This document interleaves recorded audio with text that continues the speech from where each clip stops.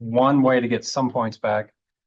And then on paper 1 and exam 2 and paper 2, I beg you to come by and talk to me just to make sure. You can even email your paper. I won't give you feedback, but I at least tell you if you're way off on something. Like the ones that had the wrong graphs for the graph paper, I'll tell you, man, you're using the wrong graphs. I'm gonna at least help them. So this won't affect most of y'all because the grades are pretty strong, but those of you just had one question that really killed you, what you can do is you have a choice. You can redo one question for up to 70%, or redo 2 questions up to 60%. So those are the choices. So someone really bombed, there was 1 or 2 that didn't do the math question at all. So that's a 0. They could get up to 60 and then fix another one. Or someone just really bombed one question, they can at least get that one up to 70. So you have the end of the semester to do it, but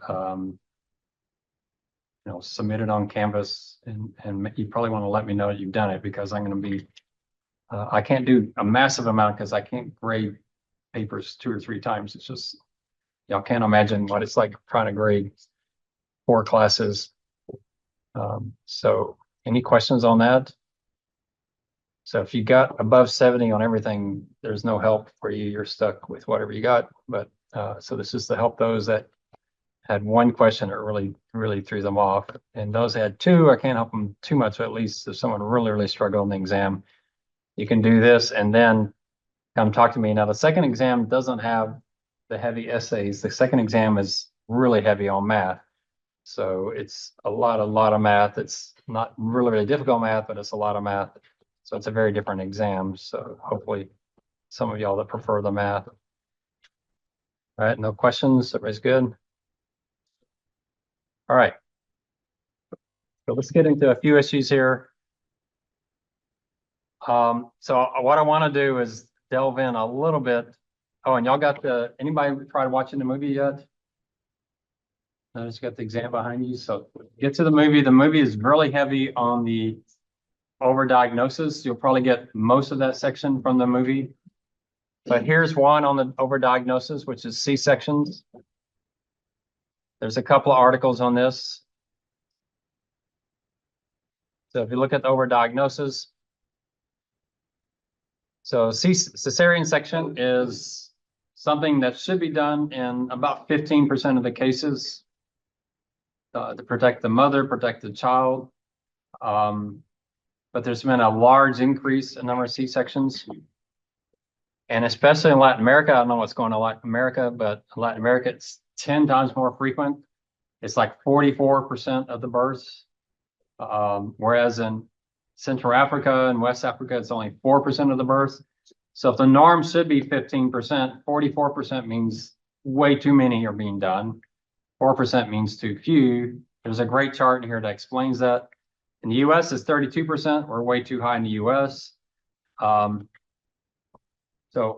it definitely has a need. It can be life-saving. But doctors have discovered they don't want the mother coming in and it's 7 hours and nothing happens. So they want to schedule it. So come in at 2, we'll have the C-section, you'll leave. It's much faster. It's less painful for the mother, but then you got a scar, obviously, for the rest of your life. But it does risk infection. And it also harms the child. The child's worse off. So the question is, why is this large increase? Is it for the health reason for the mother, or is it for financial reasons for the hospital? And the real thought of these articles is C-sections are going up because it makes the hospital easier to operate. So the WHO says 10 to 15%. A population less to C-sections rates higher than 10% were not associated with reduction in maternal. So there's no benefit of doing higher than 10%. Every effort should be made to provide cesarean sections women in need rather than strive to achieve a specific rate. So, you shouldn't shoot for a 10%. The country's lowest C-section, South Sudan, and then 58% in the Dominican Republic. Here's some, it's a list. So all over the place. It's almost 50% in Latin America. The second article gives a little bit more. 21 countries, estimated 31% of births were cesarean section. The rate is rising almost everywhere. Globally, more surgery is associated with fewer maternal deaths, but only until 10 to 15%. So you could almost, I don't know if I can get these two under overdiagnosis. I almost want you to watch the movie because the movie talks about it, I think, much better than these articles. But overdiagnosis is a big issue. If I can find it, I could probably do a search. So we've gotten quite a bit under overdiagnosis. So yeah, money in banking is going to definitely help you.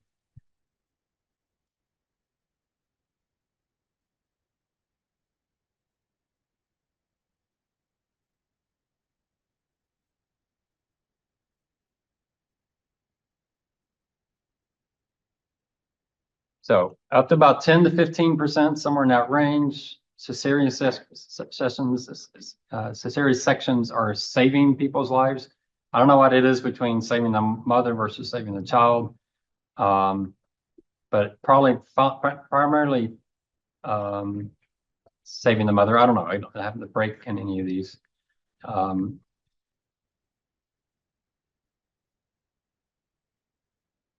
Women who undergo cesareans to take longer to recover. They're more likely to have post-birth depression, but children suffer too, not picking up bacteria in the birth canal.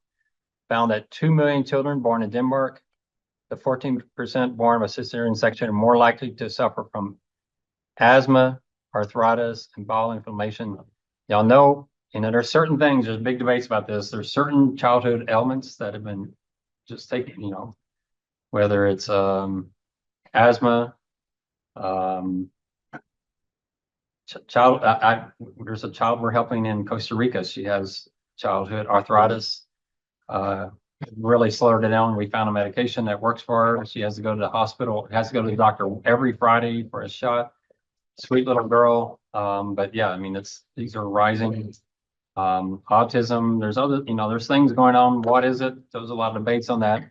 Cesarean section may be part of that while we're seeing more illnesses, ADHD, all these things. Hospitals rates can vary from, that kind of fits in there, doesn't it? Vary from 7% to 70%. That could fit in a couple places. It could fit here. It could also fit under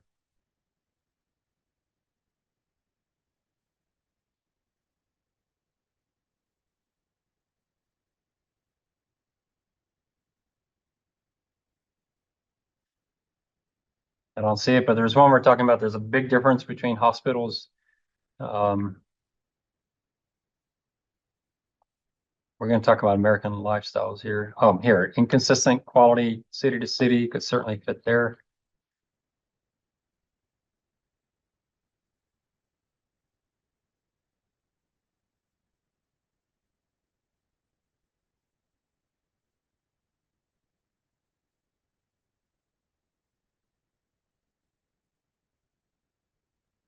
What you're looking for under overdiagnosis is examples, and try to find a few examples from money in medicine. They talk about breast cancer. They talk about prostate cancer.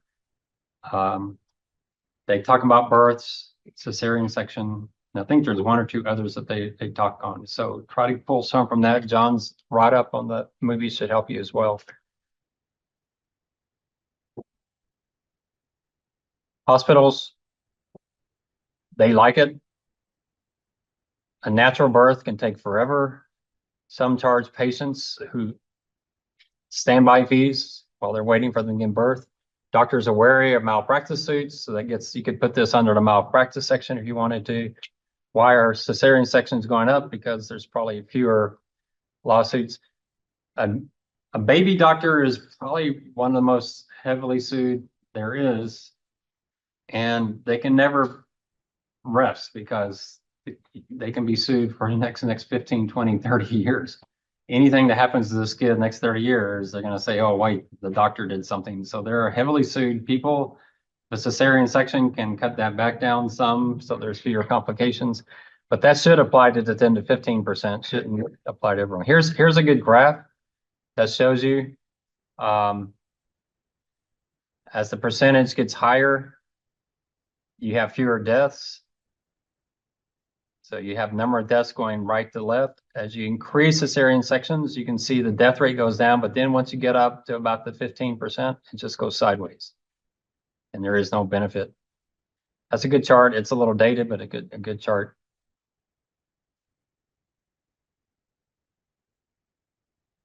Yeah, so how do you change incentives? There's that word, incentives again.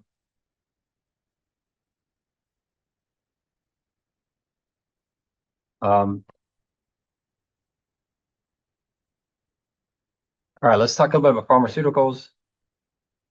I'm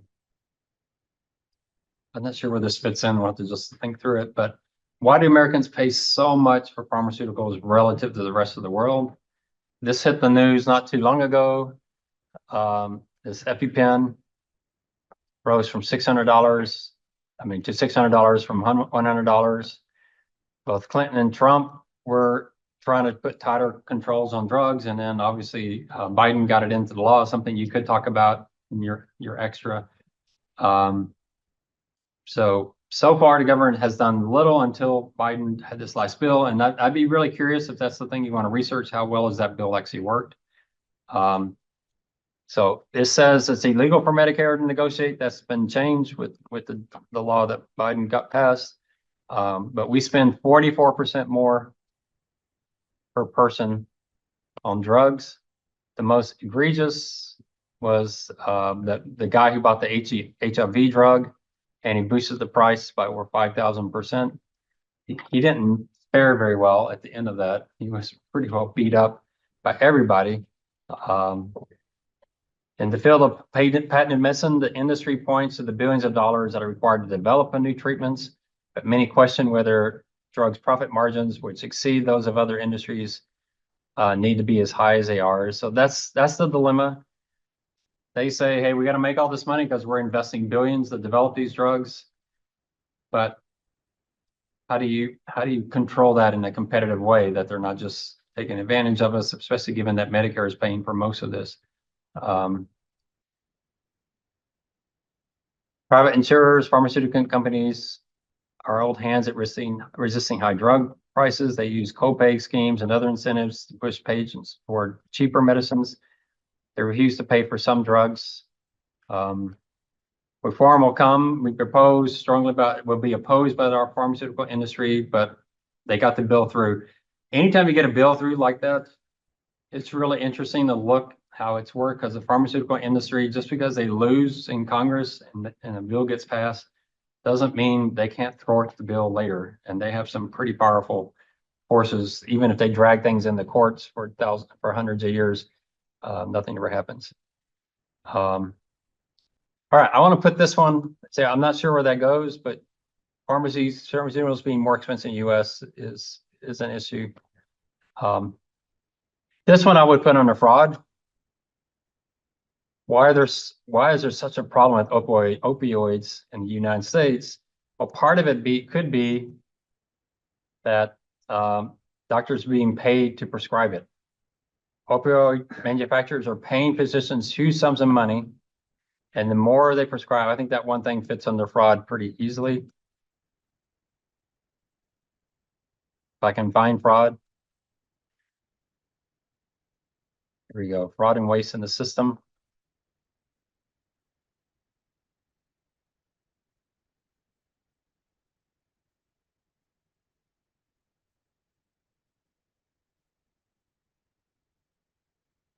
We have an addiction problem in the United States, but a big chunk of it is being prescribed by doctors.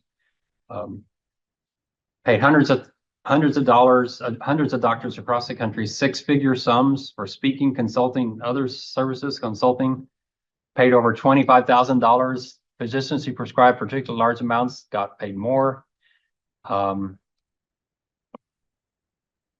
So it's a chicken and egg. Are they prescribing more because they're getting paid? Or are they getting paid because they're prescribing more? But eventually it just becomes kind of the norm. And so this patient's asking, did he prescribe that drug because I needed it or because he's getting paid for it? Obviously, that creates some doubt in patients. So yeah, they give some factors that seem to imply payments are influencing doctors' behaviors. This might work for your fraud. Not simply that money counts, but that more money counts even more. That's kind of a good quote under the fraud.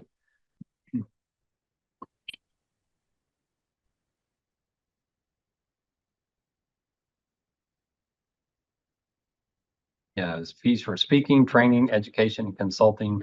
You don't want that to dry up just by not prescribing enough.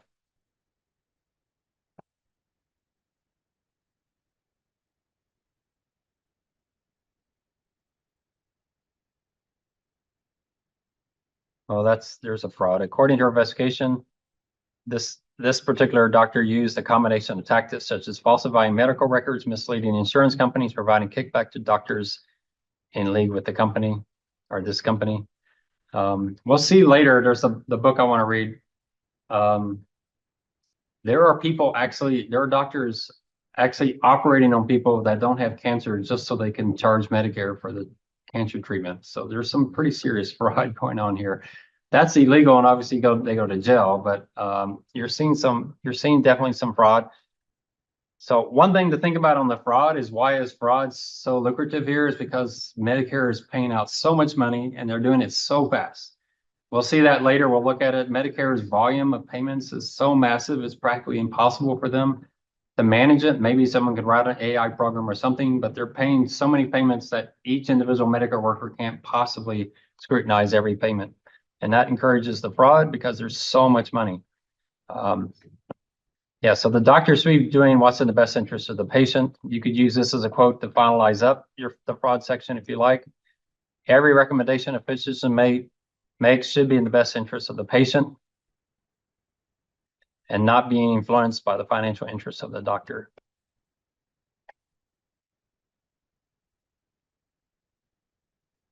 So all these articles I'm reading, if a doctor prescribes an opioid, a stent, there's several things I'm reading these that it's like if you can do without it, do without it. You can find a better approach because there's so much harm these things do to our bodies that seem to be greater than the thing they're trying to cure. This gives you more detail if you want more details on this particular doctor. It just shows you how massively he was paid. He was even bragging about it. Probably not smart. All right. Any questions on that one? So fraud shouldn't be that difficult. I'm giving you plenty of examples. We'll get more on waste. You'll see some pretty good quotes on waste, but fraud you should have pretty well covered there. All right, so let's shift over a little bit here. We may be jumping around a little bit, but let's shift over to American lifestyles. It's right under the overdiagnosis section.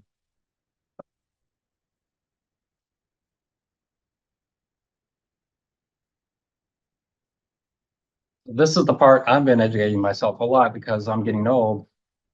And, we're worried about weight, but people my age are also worried about inflammation, forgetting things that I just forgot, dementia, Alzheimer's. What can we eat? How can we exercise? What can we do to get healthier? So one thing, well, I wish one of y'all would do a little bit of research on this, but the food industries,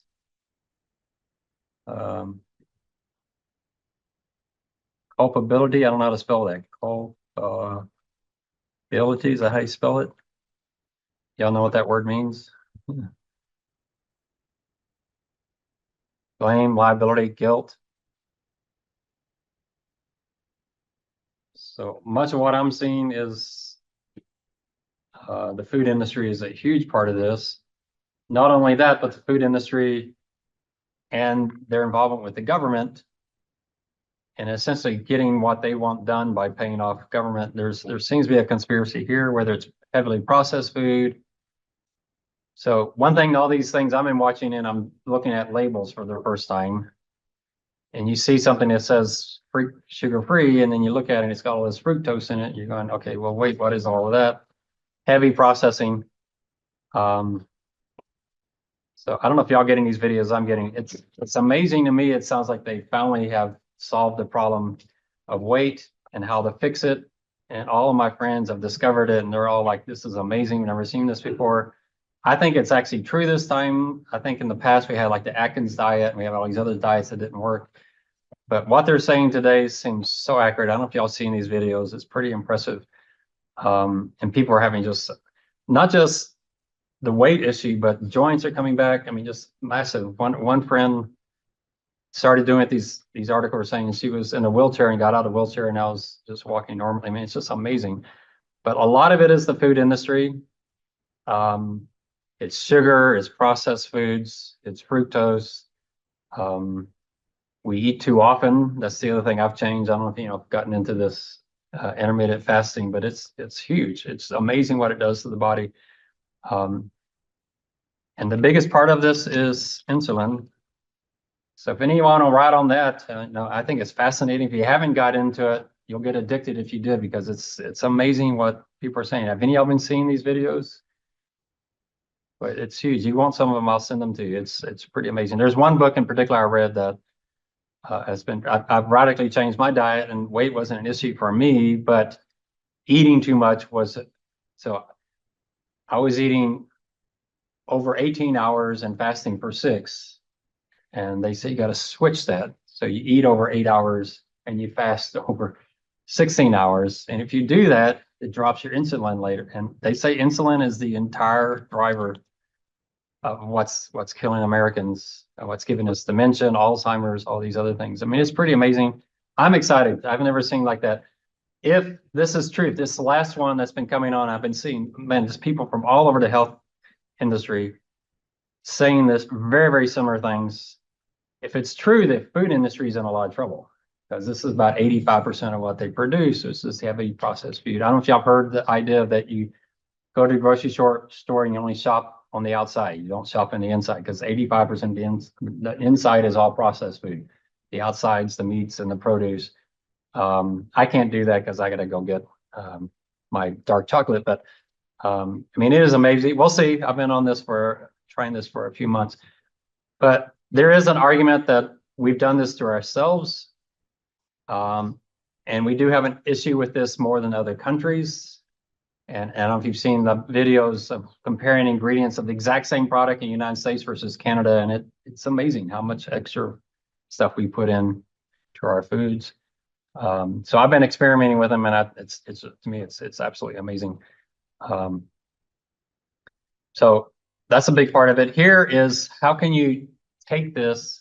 So this is Safeway asking the question, can we make our employees healthier by giving them some incentive? Can we change that? So the question is, are they incentivizing the correct behavior? So that gets back to all this new research and how you can handle that. But can you reward healthy behavior? Now, UTSA said, forget that. We're going to penalize bad behaviors. So I said, thanks. And I wasn't even paying attention. And my last paycheck, they were charging me $30 for tobacco. So I've never smoked in my life. So I forgot to click the little button. So they're going to charge me $360, which is a lot of money, $360 to get off of tobacco. And so I don't think I've ever even touched a cigarette in my entire life. So I had to undo that. I don't know if I get my $30 back, but at least I won't be charged anymore. That's the penalty. There is some debate about that, if you can really do that. So there can be legal challenges of that. Safeway's trying the other way around, of incentivize it. So why would that be? So we've kept our per capita healthcare costs flat, while American companies' costs have increased 38%. 70% of all, this is a great, I don't know where this came from. 70% of all healthcare costs are direct result of behavior. The second insight, which is well understood by providers of healthcare, is that 70% of all costs are combined to 4 chronic diseases. Furthermore, 80% of cardiovascular disease and diabetes are preventable, 60% of cancers are preventable, and 90% of obesity are preventable. Now, everything I've been reading, it all comes down to insulin, but I'm not sure this article would have the exact same. Now, it says behavior. One really good video I was watching, it says, a lot of people say it's all about calories in, energy out. And the studies have shown exercise has very little impact on weight. Exercise is wonderful, but has very little impact on weight, because if you exercise more, what happens? You get hungry and you eat more, right? And calories in doesn't help. It's still changing calories in, because you eat fewer calories, what does your body do? Metabolism goes down. That was the problem with the Atkins diet, is after 6 months, the metabolism shrunk and people started eating more and the weight came back. So, but it is behavior. But the question is, and that's what I think is very interesting, is what is the correct behavior? And that's where I think we're really been harming Americans, because we've been telling them, don't eat eggs, but don't eat the yolks. No, yolks are fine. Cholesterol is bad. No cholesterol, you need it, or you'll have dementia. Don't eat protein and fats. Actually, fats aren't bad for you. That make you feel full. We're all over the place. There was a great, I think, SNL where this guy came from the future and told the guy, hey, stop eating that. It's bad for you. And he goes away, and then he comes back and goes, wait, it's okay. And then he comes back again. No, wait, do this. And that's kind of where we've been, all over the place. So that's why I'm so excited about what we're seeing now. My friends are so excited about it. So I'm hoping we finally have found the solution. But the solution is going to mean the food industry is going to have to materially change what it's doing. I mean, to me, sugar is a big part of it. So I was in the low fat thing. So I had this dressing that was low fat. Well, it's 12 grams of sugar. I was probably doing myself more harm than good. So I threw that out. Now I'm using olive oil. Yeah, we'll see if it works. If y'all see me dead 3 years from now, you know, I jumped on the latest bandwagon, but I really think we're there. So I really question this part of it. It is behavior, but the problem with saying that is like we're blaming Americans. It's your fault. You should eat better. You should exercise more. And what doctors have found is people try that and it works for a few months and it doesn't. Why? Because fewer calories, more exercise doesn't reset our target weight. Our target weight is the same. And once we fall below it, our body is going to force itself back there. So the question is, how do you change the target weight? And that is, you eliminate those insulin spikes. So I don't know. We'll see. But so what does Safeway say you should need? Well, they start with speeding tickets for failure to follow rules. So that's your insurance industry. That's what they do. Can we find something that can change people's behavior related to health? So tobacco usage, okay, I agree with that one. So we can get people to stop smoking. That one, certainly, that's kind of gimme. You notice they don't have alcohol up there. Alcohol would be the same thing. Weight is one, but weight is one that you just tell someone, you know, lose weight, and with our food industry, it's practically impossible. Blood pressure, cholesterol levels, that's the one where people are saying we shouldn't be all that worried about cholesterol. It's actually a good thing, actually helps us. Actually, their argument, some of them said, is these other foods is what's destroying our hearts and our blood vessels, and it's the cholesterol that's coming in to cure it and protect you, but it also causes the clogging. But the cholesterol is trying to keep you from dying, but it does cause clogging. But the clogging is not your problem. The problem is whatever caused the damage to your heart.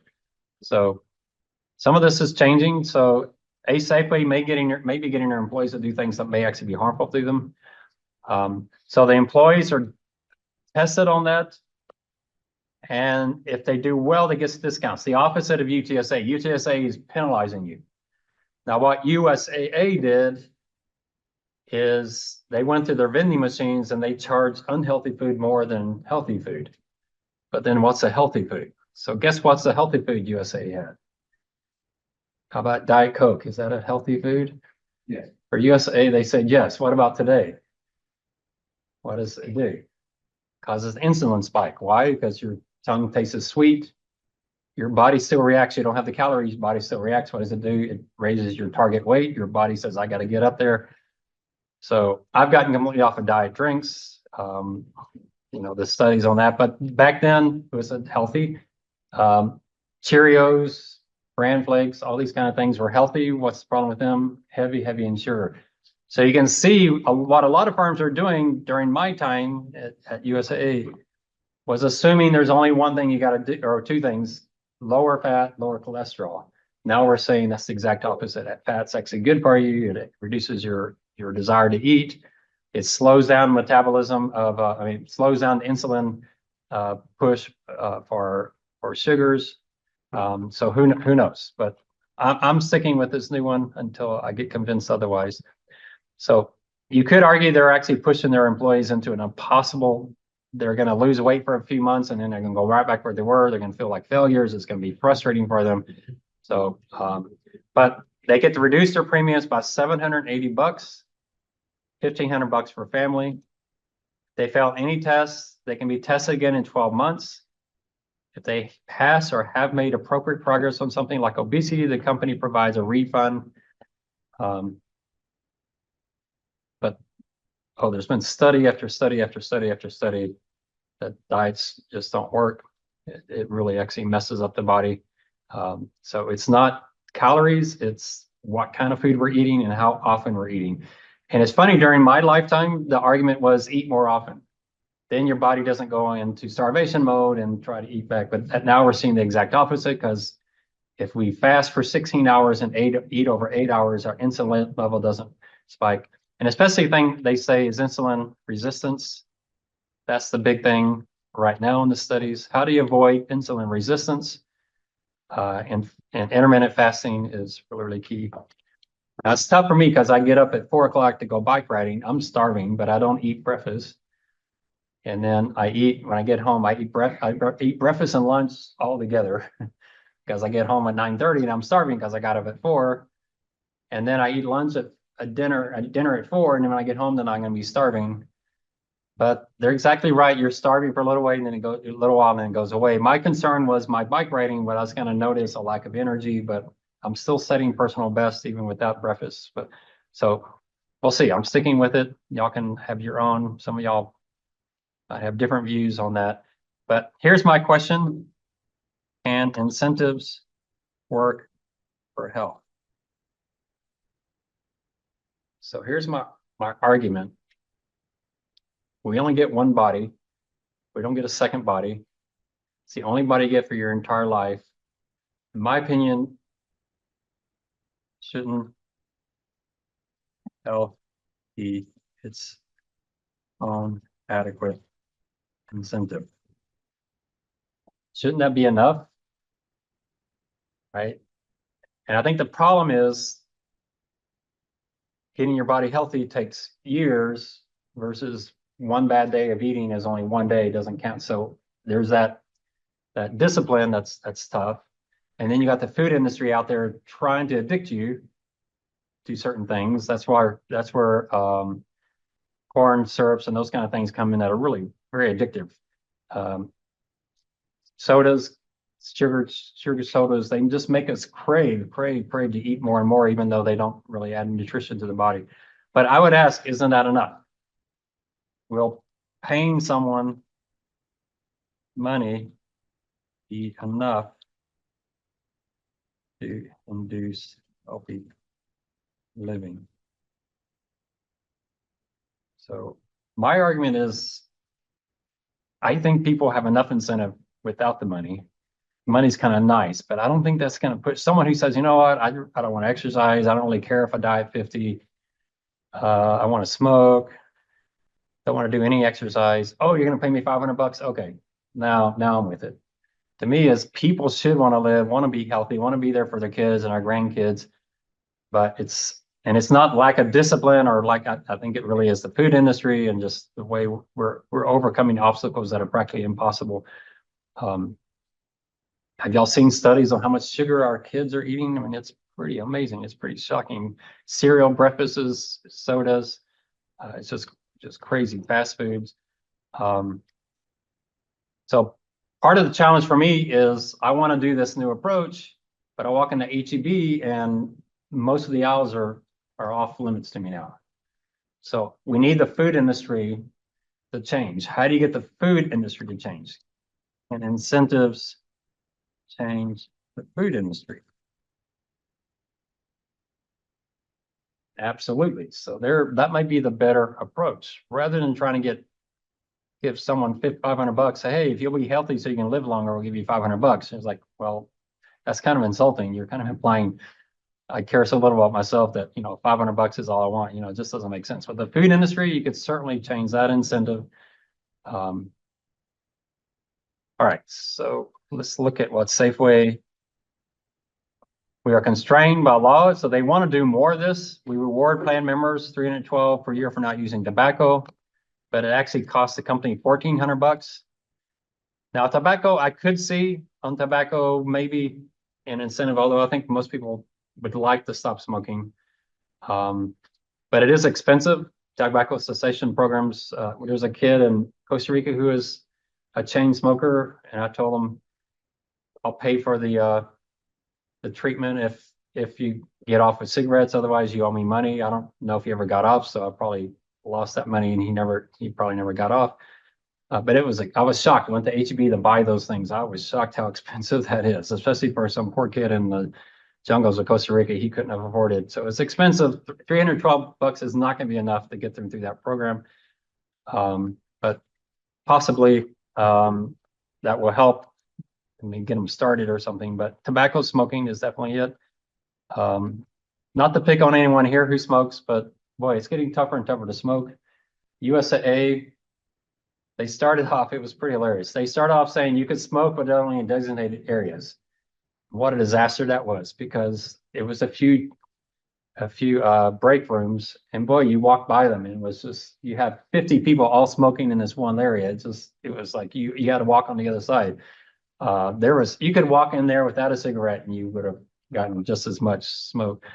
Then they said no smoking in the building, and they said no smoking in your car when you're driving on campus.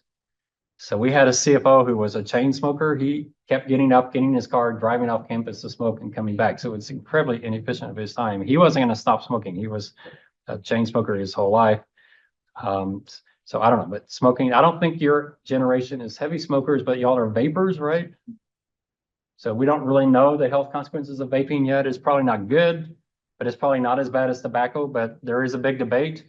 So we actually encourage vaping as a substitute for tobacco or for smoking, because it may actually be less of a harm, but who knows? And then there's people smoking pipes and cigars that I really don't understand. That's like the worst smell ever, but anyway. Now, when I grew up, you could smoke on an airplane. I don't know if y'all can imagine being on an airplane with smokers, but you could actually smoke on an airplane. There was actually a lawsuit for airline stewardess or stewards that were suing for secondhand smoke. So smoking. So they're saying they need more to be able to engage these unhealthy behaviors. Now, what could be the argument against that? What about mind your own business? Right? You're getting a little bit paternalistic here. Your employer is telling you need to be healthy, and you're like, hey, I'll live my life. Is it fair to charge people more based on weight and heart rate, etc.? Is that fair? Should healthy people get a big benefit, pay $1,000, $2,000 less, and unhealthy people pay more? Is that fair? Is it a fairness thing, or is it an incentive thing? And are health people healthy because they're more disciplined and better at managing their lives, or is it some trick that they discovered to overcome the food industry? So who knows? Those are a lot of things here. Remember, on this paper, you can say things that I strongly disagree with, and I won't count it against you. I actually like students being provocative, so go for it. It is a big issue. It's a special issue for the United States. So this next one is it gets back to the incentive. So I'm going to tie this one to treatment or diagnosis. So in treatment or diagnosis, medical community is paid for treatment, not for health, and only focus what they can be paid for, not the best patient.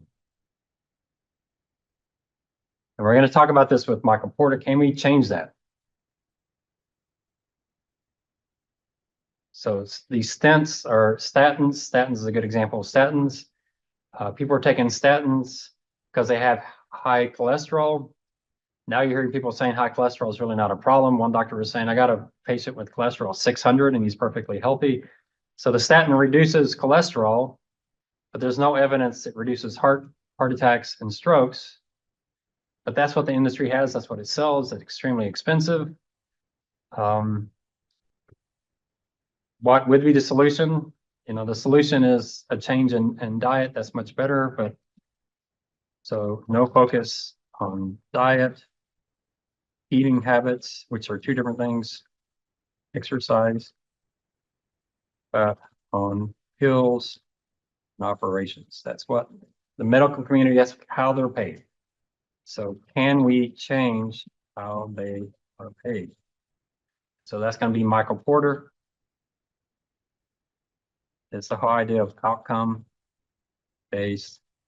medicine.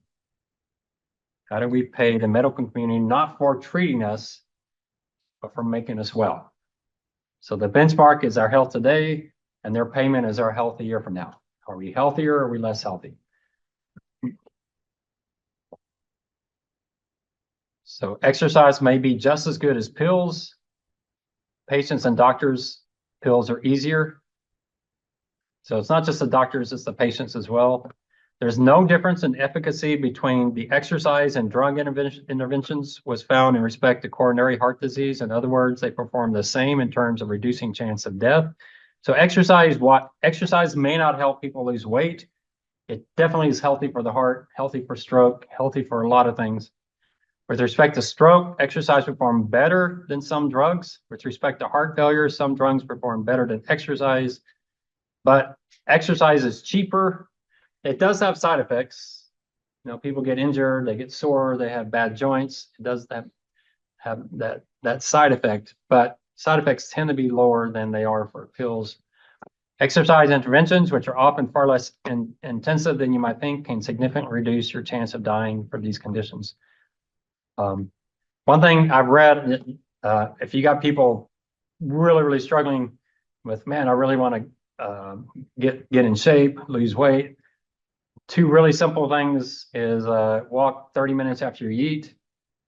And if you're going to eat anything that is sugary, this sounds gross, but it's not so bad. Drink some vinegar infused water right before you eat it, and somehow that slows down the metabolism of the insulin. So they're finding pretty simple things. They're saying drinking a little bit of vinegar water before you eat a lot of sugar actually reduces that insulin charge by 30%, something that simple. And then walking reduces another 30 or 40%. So those are two things people can do that are pretty simple. We're not talking about going out and running a 3-hour marathon, but we're, you know, walking a little bit around and walking at the right time. So exercise has huge benefits. Exercise is usually cheap. May not be free, but it is. A good friend of mine, she does 10,000 steps a day, and I mean, essentially that's free. If it's cold, she walks, I don't know how she does it, but she walks up and down her hallway, which is not very long, but she walks up and down her hallway back and forth until she gets her 10,000. She's adamant she's going to do that. She hasn't been able to lose much weight doing that, but her heart's in better shape, and she does have a heart condition. So it is healthy. Walking is an incredibly good exercise. Taking a medication can be far simpler, and a doctor can prescribe it immediately. That's why we prefer treatment.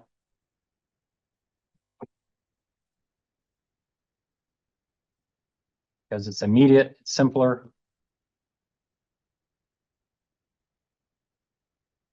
Simpler. But that's not part of the problem with their medical system. Every time a doctor writes a prescription, he or she probably earns some money. The pharmacy that disperses the meds makes more money.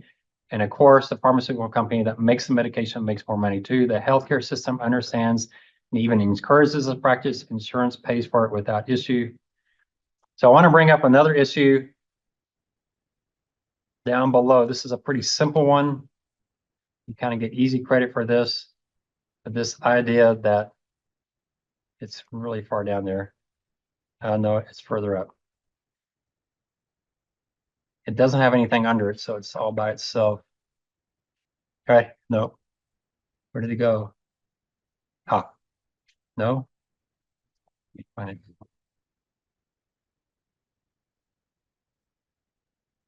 It's right there.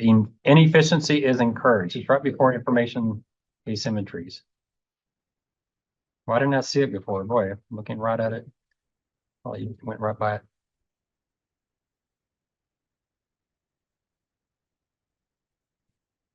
And in the movie, someone's going to give me this quote.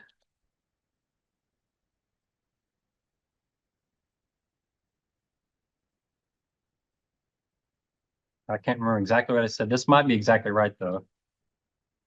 I am paid more than I harm my patients. So remember, we're talking a lot about incentives here. And this is exactly what we're talking about. The industry does what it gets paid for. And it does more of that when you can get away with it. So statins is a perfect example. There's a lot of questioning if statins actually do any good and may actually do more harm and definitely contribute to Alzheimer's and dementia. All to get something under control that may not be causing harm.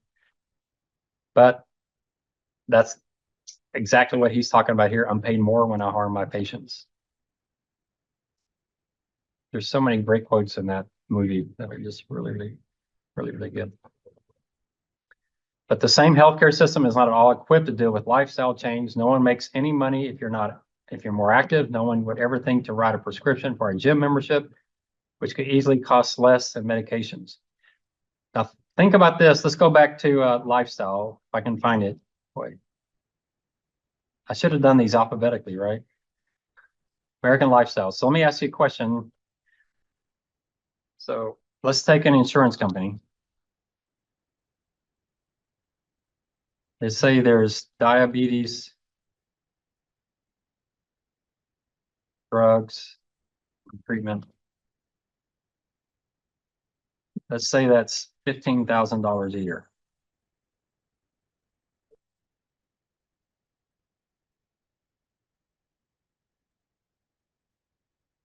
What if they say, we will pay you $5,000 if you could be related to weight, diet, exercise. So I'm getting back to this incentive. Is there a money amount that people would say, okay, so we'll pay for your diabetes drugs. However, if you get your weight down 20 pounds, you probably can go off the diabetes drugs. Had a student in this class talking about his grandmother and he started walking every day for 30 minutes and she went entirely off her diabetes drugs. Didn't need them at all. Just doing that one simple thing. It was pretty amazing. Do you think she would go for $5,000 if she did that? Now, what does the insurance company lose? Well, they lose $5,000 the first year, but they might save $15,000 the second year.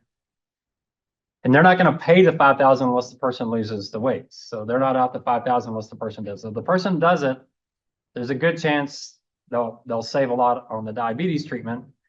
The person doesn't do it, they're not out of anything. So the first year they're out $5,000 if the person does it. The next year they save $15,000. Would that work? Would that be a solution? Now think through it. I don't know how you could experiment that. You might ask at Thanksgiving, ask some of your relatives while they're putting food in their face and see what they think, what the incentive would be. It gets back to my argument. I think they already have enough incentive, but maybe there are some people. A friend of mine, we set up his healthcare, and so I went to a high deductible with an HSA. I think I might have told y'all this story before, but he gets to keep his HSA if he doesn't spend it. And he just immediately started exercising because, hey, is that my money? I get to keep it. But it didn't last long. But now he's the one on all this stuff I've been watching, and he's down 50 something pounds and never been healthier. It's been pretty amazing for him. He's tried so many times. This is the first time he's done something that's actually working. So he's pretty excited.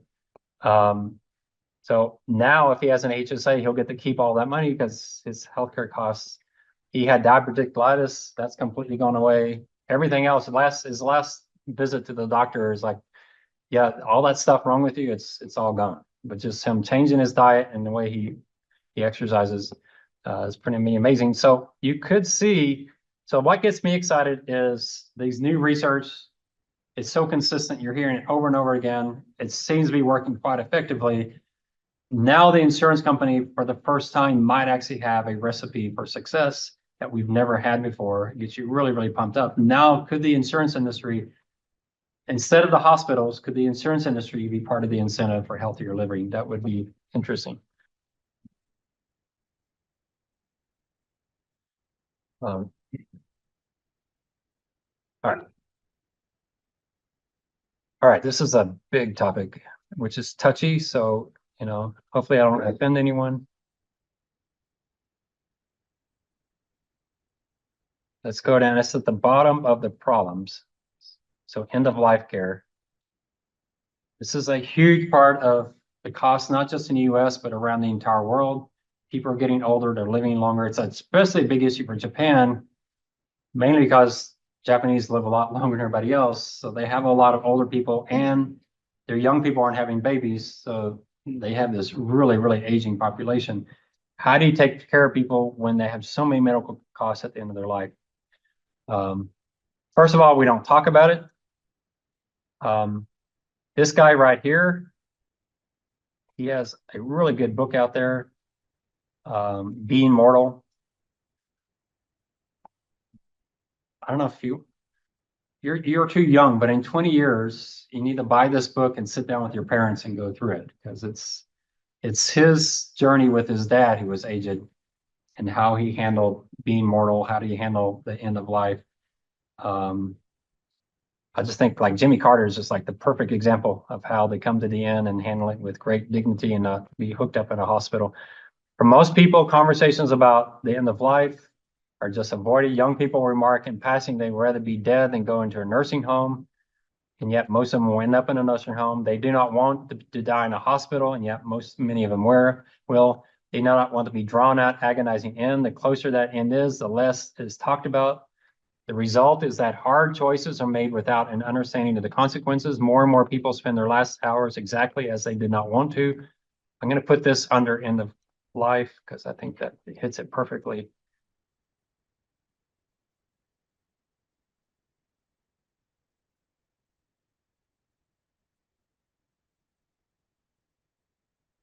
Now, people say, I don't want all of that. Then why did they get it anyway? You'll see. People talk about having a living will, but living wills are often just ignored by doctors and by their children. Say, I don't care what they said. I want you to do whatever you can to keep them alive. They're admitted to the hospital, what they think is treatment that can fix them, only to be stuck there till death. This guy, I don't know how to say his name, Gawande maybe, explains how and why modern medicine has turned the end of life into something so horrible.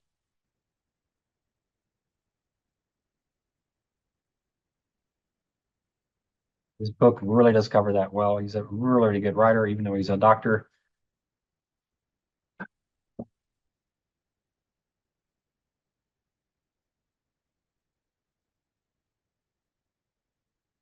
A nursing home that puts safety before anything that might make their final days worth living awaits. Our most cruel failure is how we treat the sick and the aged, is the failure to recognize that they have priorities beyond merely being safe and living longer. That's what I was talking about. Let them have a dog, let them smoke cigarettes. They made it to 96. Let them go out however they want to, but they often lose complete control over their own lives. As Gawande says, that they have less freedom than a person in prison with a life sentence.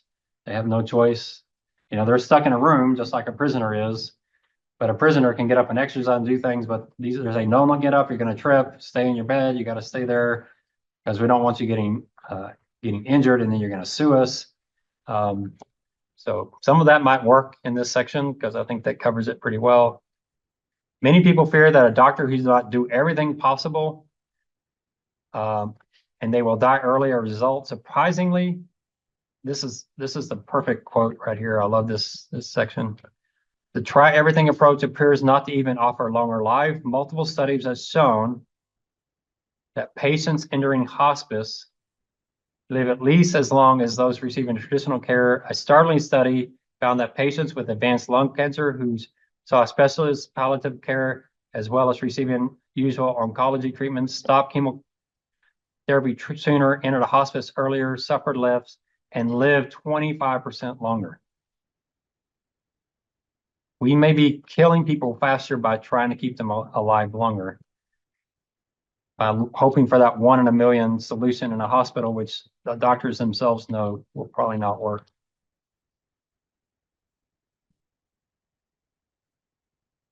You're too young to be thinking about it. I'm getting to the age where I turn 85 and I walk outside, get hit by a truck. Hopefully a truck that no one's driving. I don't want to get blamed, but so you'll stop thinking about your grandparents might be at this point. I don't know. Your grandparents are probably younger than I am, so maybe they're not yet. But your great grandparents, you're starting to get to these type of decisions, and you might be after this class the one person that says, "Wait a minute, is sending them to the hospital really the best answer? Should we send them to a hospital? What is a hospital going to do? It's going to hook them up, all this kind of stuff." Or a 1 in 100 chance that they may extend their life some. More than likely, they'll die in the hospital, away from their family in a sterile environment. Is that really the best answer? So you've seen Jimmy Carter went to hospice to die, and now will he make it to 100? When is he turned 100? Is he already? Last week, right? It was recent, wasn't it? It just happened October 1st. Wow. So yeah, I mean, he's an incredible man. Very active even late into his life, and his wife as well. But he's in the hospice care. He's with his family. It's a very pleasant environment. That's the way most of us would prefer to do, but we lose that option when we get to that age. It's taken out of our hands. Our children take over. Doctors take over. It's just not allowed. Something you could certainly talk about here if you wanted to get into it is Oregon. Doctor-assisted suicide. It's only legal in Oregon, as far as I know.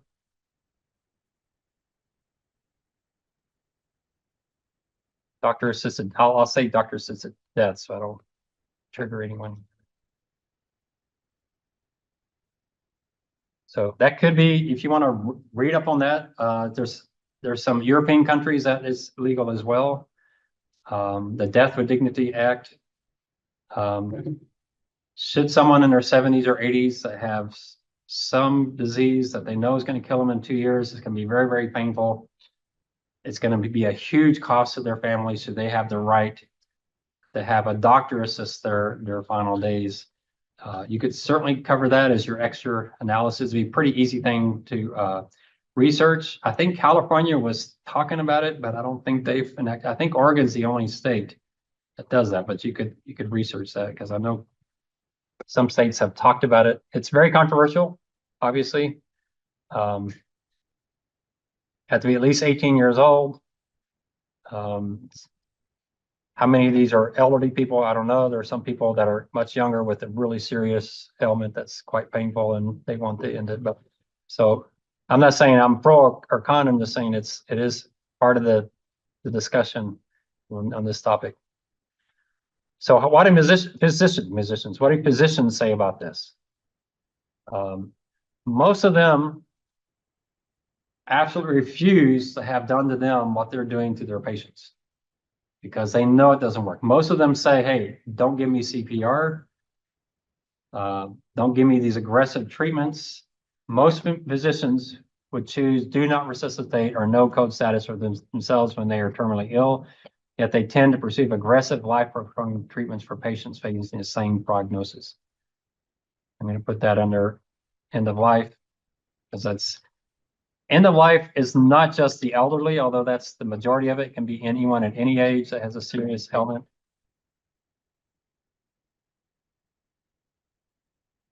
So the Self-Determination Act, a law designed to give patients more control over determining end-of-life decisions. Advance directives are documents patients can use to indicate end-of-life care preferences, but they're often ignored. A big disparity exists between what Americans say they want and what they actually receive. More than 80% of patients say they wish to avoid hospitalization, but their wishes are often overridden. So this act, they feel like they're less likely to be sued for not providing. So part of this act is to give doctors coverage. If they're not aggressive, they don't do everything they're doing, the family can't come back and sue them because this act is giving them that cover. The law requires hospitals to inform patients about advanced directives, but it doesn't ensure that the directives be followed. We're having this issue with my mother. She has dementia. She doesn't remember who I am. She's come to the end of her life. We've told them don't do aggressive to try to recover because she's not herself. Doesn't remember anything. Those are tough decisions. My brother's essentially making most of those decisions. He's got that authority, but they're tough decisions. They're your family members. But how much power does he have to do that versus what the nursing home is going to say? If she falls and is injured, they're not going to say, well, don't call an ambulance, so it's a tough part. So y'all are probably 20, 30 years away from these issues, but they're going to come up in your life here eventually. At the core of the problem is the biomedical system rewards doctors for taking action, not for talking with their patients. That kind of falls under the treatment over cure. Our current default is doing, but in any serious illness, there comes a tipping point where the high intensity treatment becomes more of a burden than the disease itself. I'm going to put that in under end of life care. Great quote.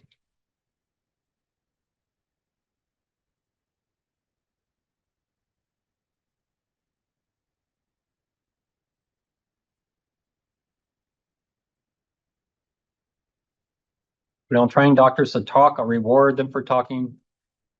We train them to do and reward them for doing. The system needs to be changed. That's another really good quote as well. All right, more death and dying. So it's a life insurance class, so we can talk about death. Most deaths in rich countries follow years of uneven deterioration. Roughly 2/3 happen in a hospital or nursing home. That's a great quote. This could really start off this whole section, couldn't it? It's a really good way to introduce this.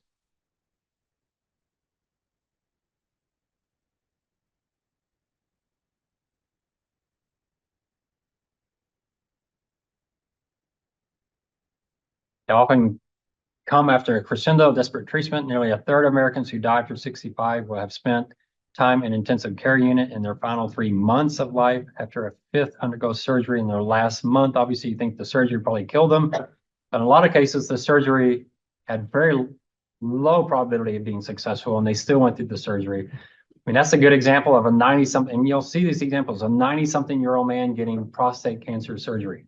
This makes no sense whatsoever. Remember, only 1 in 14 chance it's going to kill them. Someone in their 90s, surgery is more likely to kill them than the prostate cancer, and yet we're doing those surgeries. Why? Because doctors get paid to do that.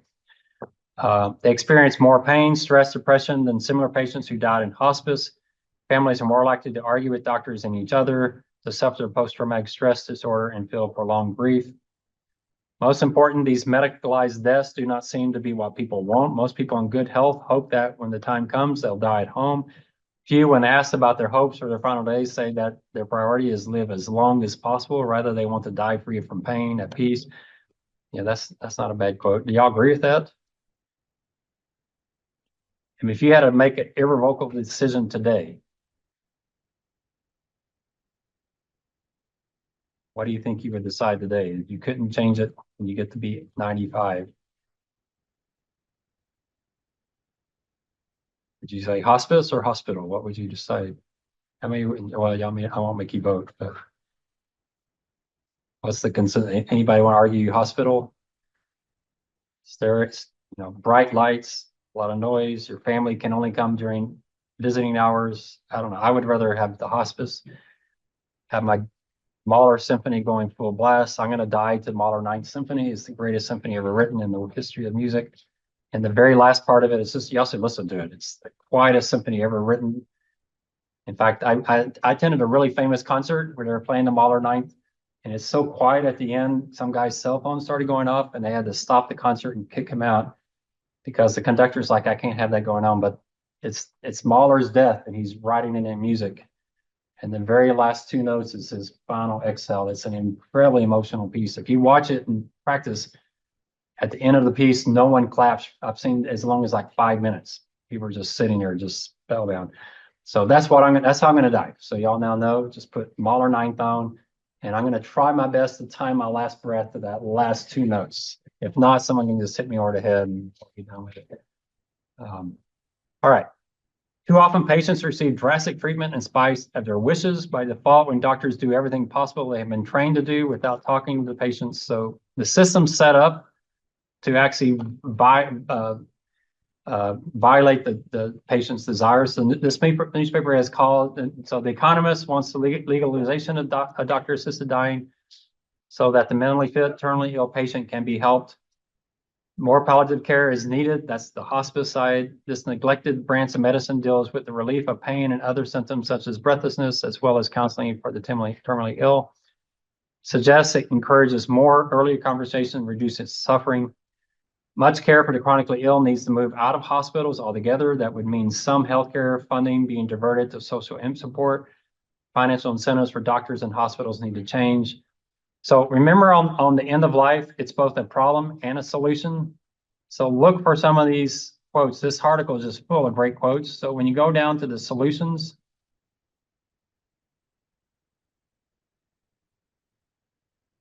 end of life care. I remember I changed that one. I don't like CAP end of life care. I need to change y'all's rubric so it doesn't say that. End of life care. This one fits. That's a solution. You may not agree with it, so you don't need to use it if you don't agree with it, but let's focus less on doing whatever it takes to give them 2 or 3 more days of life and focus more on how can we best help them move from life to death, make that a transition that's what they want. Insurance may not pay for those things. They may only pay for what the doctor and hospital does. And remember the quote I gave y'all: care, not cure. It's kind of in that vein. I don't have that book or that article. I think it was a book I read that was talking about care, not cure. Sounds harsh, but when people really talk about it, it is a tough discussion, and a lot of them will side with the hospice care. So it's not a cost issue. Hospice care is cheaper, so it's not a cost issue. In fact, you'll see in the video, the hardest part of that entire video, that movie, is the elderly woman I showed y'all a couple of classes ago, and her sitting in the hospital bed, racking up millions of dollars, and it just seems obvious that she's brain dead, but her son's saying, do whatever you need. Politicians hate this term death panels. Both the Republican and Democratic parties have been using that to argue against anything the other side's saying. In the UK, this is not an issue. The UK, people in the UK, they've just gotten used to the government saying what we're going to cover, what we're not. And you're going to live with it or not live with it, whatever way it is. A better way of dying. This is a little more recent article. The paradox of modern medicine is that people are living longer and yet doing so with more disease. Death is rarely either quick or painless. People tend to have goals that matter. Many die alone, confused, and pain. Reformers are overhauling how end-of-life care is delivered, improving communication between doctors and patients. The changes means that patients will experience less pain and suffering, have more control. Only a fifth of deaths are sudden, for example, in a car crash. Another fifth are a swift decline, but 3/5 are over several years. That's where the big cost comes in, because hospital beds are extremely expensive. And especially for people like this that are hooked up with so many machines. People in rich countries can spend 8 to 10 years seriously ill at the end of life. That may not be a bad quote for the end of life issues under the problem section. I'll put it near the top.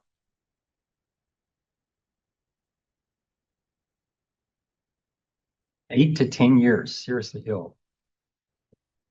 I mean, essentially, Jimmy Carter has been in that. I mean, he's had 2 bouts with cancer in this last decade. A century ago, most deaths were at home. Fewer than a third are today. Today, poor people in rich countries are more likely than they're better off to die in a hospital. Why? Because the hospital becomes, they can't afford the hospice care. The hospitals have to provide care, so they end up dying in the hospital. Many deaths are preceded by a surge of treatment, often pointless. An eighth of Americans with terminal cancer receive chemotherapy in their final fortnight, despite it offering no benefit. Nearly a third of elderly Americans undergo surgery during their final year, 8% in their last week. The way healthcare is funded encourages overtreatment. Hospitals are paid. We've seen that several times. A huge gap between what people want and what they get is wider. In all 4 countries, the majority of people said they hope to die at home. Only a small share said they're extending life as long as possible. And you can see the survey. There are some interesting differences between countries. Like Japan likes in hospice more than at home. US and hospital, Brazil, they prefer the hospital. So this is what you want, this is what you think you can get, and this is what you actually experience. You can see the big differences. This is actually a chart you could put in that section if you wanted to discuss that issue.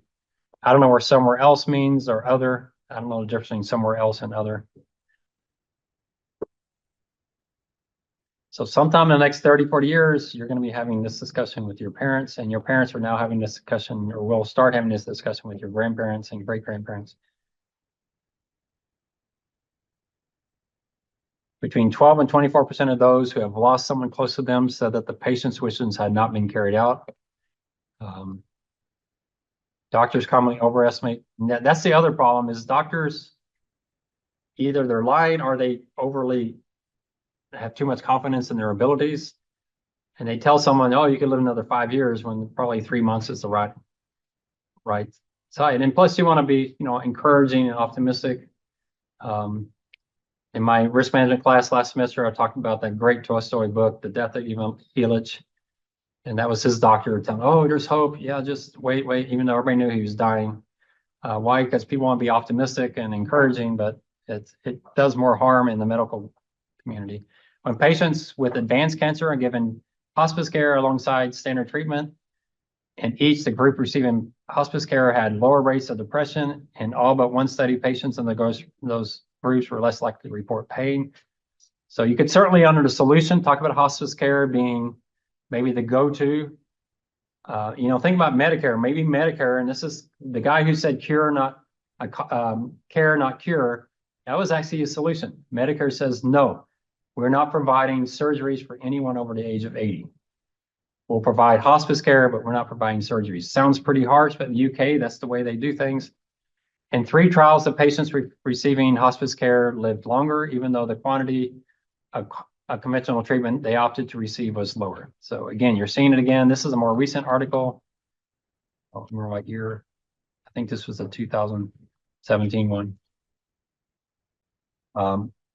Early results from a trial suggest it led to doctors having more and earlier conversations. Patients report less anxiety, tension between doctors and families with disease. So you're going to see this in the movie. Again, the guy talking about prostate cancer, doctors sitting down and saying, here's your options, being very honest about it. The other place you're going to see is a panel of doctors all sitting talking about it without the financial incentive to operate, avoid surgery and all these hospital bed charges, and actually let the patient hear the full option with honesty and let them decide. All right, stop there. I put the rubrics out there for the exam. So if y'all want to make changes, I doubt many of y'all will, but if you might, so you can somewhat figure out the math on your own. Will be really helpful if you had one question that really, really hurts you. That can help you a lot because you can bring that up to a 70. It's in detail, so it's the entire rubrics. So you should have everything you need. If you have questions on that, I double check to make sure the person got the correct paper. So If that's not true, let me know immediately and delete it if it doesn't, but I double checked. It takes me a while to do that, so I'm going fast, but I do go back and double check just to make sure. So, all right, so we're working through this. Hopefully you're keeping up with me. This actually is not going to be a difficult paper to write if you've been keeping up with me. If you haven't been keeping up with me, this is going to be a horrible paper to write. So hopefully you're staying with me. It's going to take a while to write it, but it's not going to, you can sit there and write it all like what you've been doing. You're essentially going to be putting things in your own words, picking some quotes, and I'm not making you do a detailed bibliography. So it really, really helps from that standpoint. So, all right, me real quick.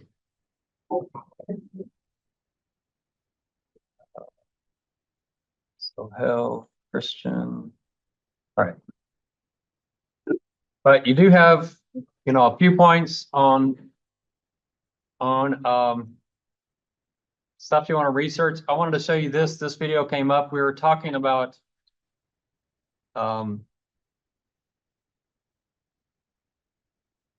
under American lifestyles,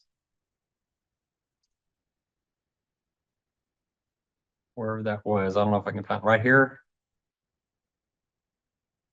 I mentioned the food industry, and so this came up. I'm convinced we're in a wave. We'll see, but boy, it's taking over old people.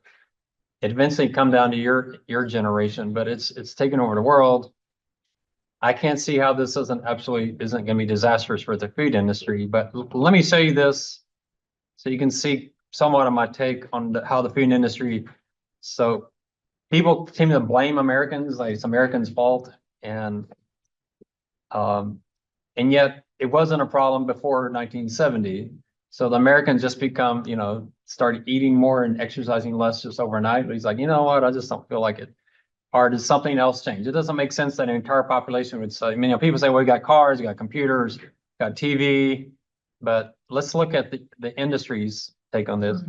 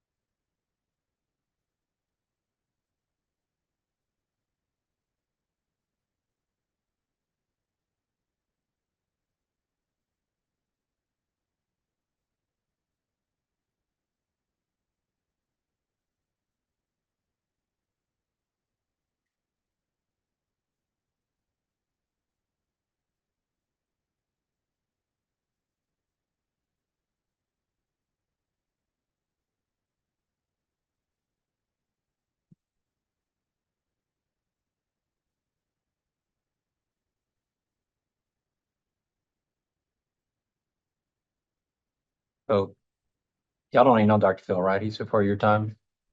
So your parents walked it. Y'all watched him at all? He's kind of a wild guy. He's all over the place, but he has been doing some pretty interesting interviews. So this will be an interesting angle. There's a lot of stuff out there that's coming out here more recently about how the food industry has owned our government regulators. So, you look at things like a Diet Coke, oh, that's healthy. Things say light. Why does it say light? Because it's low fat, but it's high sugar. So how is this in sugar? And we're talking about the addiction, not just of sugar, but of fructose. I think this is about to come unwind. In the next 10 years, I think the food industry is going to be in a lot of trouble because you're not just getting Dr. Phil, but you're getting quite a few people. My video feed, and if you watch this from home, your video feed probably get overwhelmed. But there's like 10 or 15 people I see all the times, and they're doctors, they're dietitians, and they're all saying the same thing. It's not like there's some debate. Years ago, it was a big debate, keto versus Atkins versus whatever. They're all now saying the exact same thing. And it's not about diet. It's not about exercise. It's a whole group of things. And it's amazing how effective it is. And if it works, processed foods, a lot of fructose, the corn industry, corn farmer, there's a lot of people in a lot of trouble, and then Americans would be better off. So I'm excited. Maybe we're going to fix this thing. Finally, we have a solution that doesn't work for 6 months, and then everybody goes back to where they were before. So me, it's pretty exciting. But is there an angle on this, which, I'm changing my opinion. So I was talking about American lifestyles. We overeat and we exercise too little. We're too sedentary. Why did this change all of a sudden in the 70s? Was it TV? Was it cars? Was it office computers? Or is it the food industry? How much culpability do they have? And I think the argument's being made that they're actually a major, major part of this as well. Not only that, but, I've been talking about insulin resistance. A lot of this is not that we eat too much, but we eat too often as well. But what did the food industry say? Eat frequently throughout the day so that you don't put your body in the starvation mode. And we discovered it's the exact opposite. That's just causing insulin spikes. And so all of these that I'm seeing are saying insulin resistance is the key to all of this. It's not just sugar, because protein also causes it, but sugar is addictive. So we eat sugar, we crave more. But the key is insulin resistance, which means we got to fast 12, 14, 16 hours every day so our body can, if we do that, it brings down our target weight. It's amazing how many, I could show you like 500 videos saying the exact same thing. It's pretty amazing. And I didn't see that. The reason I'm excited about it is I didn't see that 10 years ago, 20 years ago. It's a very recent thing. I don't know if any of you are noticing that. Maybe only one in the room. Anyone else have seen that? Ruin your Thanksgiving this Thanksgiving, and say that's processed food, that's got too much sugar in it. Wow, this is 20 grams of sugar. But that's what people are talking about now, and it's pretty amazing. So you can find a lot more where that comes from, definitely. All right, let's work down. We talked about surprise bills before. So I don't know where it is in here. Let me find it. Surprise bills. So it's under complexity of system and lack of price transparency. You really do want to talk about surprise bills in here. That's a big issue as well. It's what, actually Clinton, Trump, and Biden have all come out strongly for legislation to protect consumers from these surprise bills. But as part of that lack of transparency, you walk into the hospital and the hospital's in your network. You think my insurance covers it, and you discover that an anesthesiologist is not in the network. And you're like, wait, what is this? So he got a bill of $117,000 from an assistant surgeon. I had no choice, no negotiating power. But increasingly common practice is that some medical experts call drawback doctoring assistants, consultants, and other hospital employees are charging patients or their insurers hefty fees. They may be called in when the need for them is questionable, and the patients usually not realize they've been involved or are charging until the bill arrives. That's a great, scary quote. So if you wanted additional research, this is another thing. I don't know if y'all picked what you want to do. Find something you really want to sink into, but this is another one. What did the Biden bill say about surprise bills? And there's definitely some loopholes in it, such as ambulance services, that the bill will not address, but you could certainly make that your research. It wouldn't take you very long to find a few summaries of it, and you get full credit. So I'm not asking for 2 or 3 pages. I'm asking for a couple of paragraphs on an issue that you go into more depth and explore it more. So have we fixed that with the last bill, or did we only fix a piece of it? So he got a $117,000 bill from a doctor he didn't recall meeting. The notion is you can make inruns around price controls by increasing the number of things you do for and bill for. So that's the other issue about Medicare. Medicare is going to start trying to control, and right now we're pharmaceuticals, but when Medicare says we're no longer paying this, then doctor says, okay, if you're not going to pay us that much for that, then we're going to do 5 other things that we weren't doing before, and we'll bill for it. So it's really hard for Medicare to control this. 2 plastic surgeons billed more than $250,000 to sew up an incision, a task done by a resident during previous operations. 250,000, something that could have been done by a resident probably for, SOPUS incision. You wouldn't think that would be $1,000 even. Studies are limited, but have generally concluded after 2 years, patients who have surgery for disc problems do no better than those treated with painkillers. Now, this doesn't go under surprise bills. This one goes under the section right above that. The overtreatment and diagnosis. I would consider this part of overtreatment, overdiagnosis. This last quote, especially, patients who have surgery for disc problems do no better than those with painkillers and paraphysical therapy, although the pain resolves more rapidly with the surgery. But as far as where you are, and in my opinion, I'd rather go through a little extra pain than take surgery if I'm not going to be better off 5 years later, because the surgery has so many risks to it, infection especially. But what should Medicare say? Give them painkillers if that's the problem. But if it's no better, do whatever's cheaper. If two things are the same, then do what's cheaper. There's a quote in the video, I hope that y'all have watched by now. One of the women says it at the very end, and it's such a classic quote about, I forget exactly her word. I should write it down one of these days because it's so classic. But we've got to figure out what's rational and do that. I mean, it's just, we're doing very irrational things because that's how we incentivize. The system is definitely broken. Some strategies used by surgeons, billing for large amounts for a second surgeon in the room or declaring operation an emergency, raise serious questions. This is one I love. I don't think you get this in your paper, but it just shows you where our system is. What other system does this? He laid prep for the operating room. A technician asked him to sign a financial consent form, noting that the company did not accept his insurance, so he'd be required to pay the bill himself. Would you do that with an auto mechanic? I need you to sign this. We don't know what we're going to do with you, but I can't tell you how much it's going to cost, but we need to sign whatever we need to do with your car. You're going to pay for it. Would you ever sign anything like that? It's like, no, I need a quote. Tell me how much it's going to cost. And if it costs more than that, call me. And if you find something while you're doing it, it's hard to call someone when they're sedated on the operating room. Say, oh, wait, we discovered you got this that we need to close up, but you should have someone there. He said, I demanded to know the price. And when he said he didn't know, I made him call me. This is just insanity.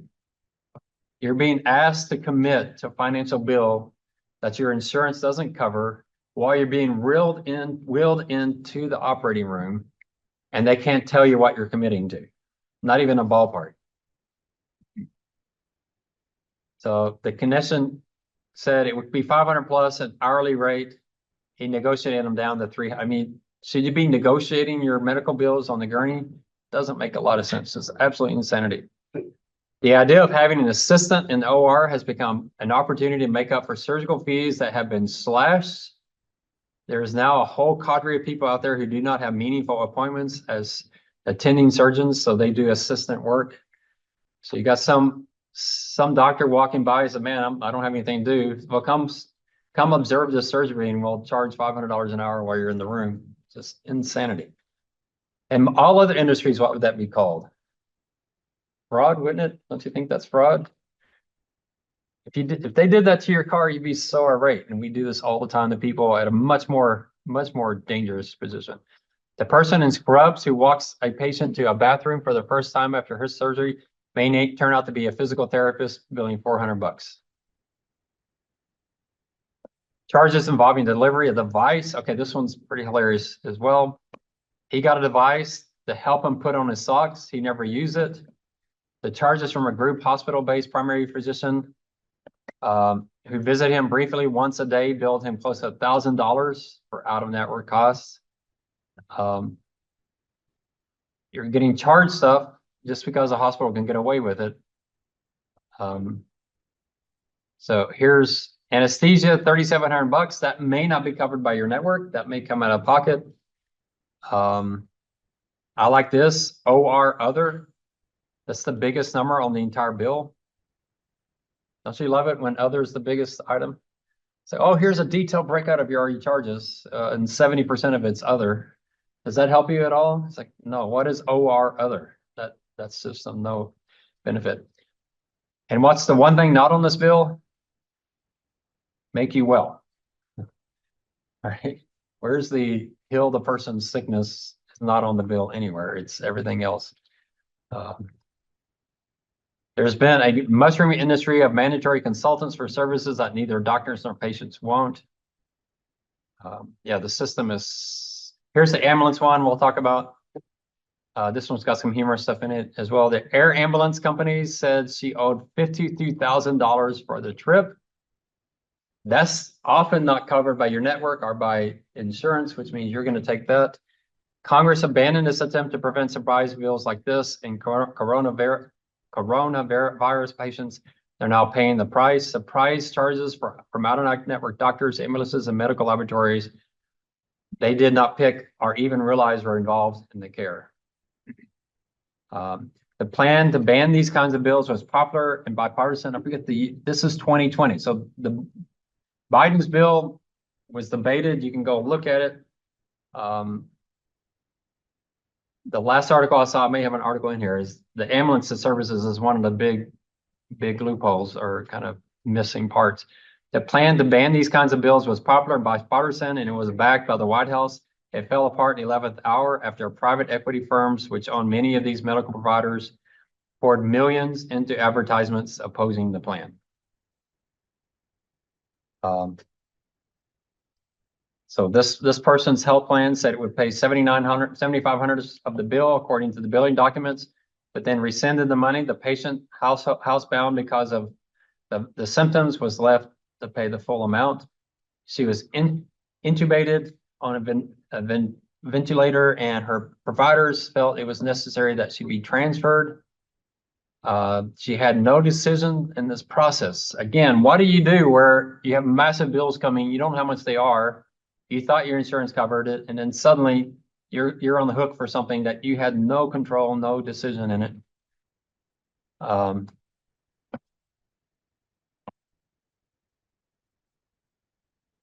Yeah, here's one attempt. If we give you a whole lot of money, will you not do this fraudulent stuff? And the hospital say, oh, okay, maybe so. So these protections leave significant gaps as patients are beginning to find.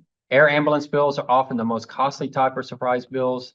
Found a median charge of more than $38,000, leaving a typical patient responsible for more than $21,000 after insurance. The prices are quickly increasing. In recent years, numerous states have enacted laws that restrict surprise out-of-network billing, but states cannot regulate air ambulance fees. Courts have repeatedly interpreted this particular act is keeping them out of the state rate. So even ambulances, air ambulances, only Congress can handle that. The states can't handle that. All right, this one's pretty, I think, funny. I don't know, you might not think it's funny, but 2 bills for $1,400 for the fire department ambulances. They took us around the corner. I could have walked. I just think that's hilarious. $1,500 or two $1,500, right? So $3,000. And their nephew probably could have picked her up in a wheelchair and just walked her over. I mean, that's the crazy stuff this industry is doing. All right. Comments, questions on that? So I think talking to Steve and a few others, maybe I'm making y'all too cynical, but I think cynicism's not all that inappropriate here. Y'all know I'm pretty cynical in the financial industry, especially the investment. So I'm a pretty cynical person. All right, let's talk a little bit about consumerism. We're going to get more of this when we talk about Michael Porter.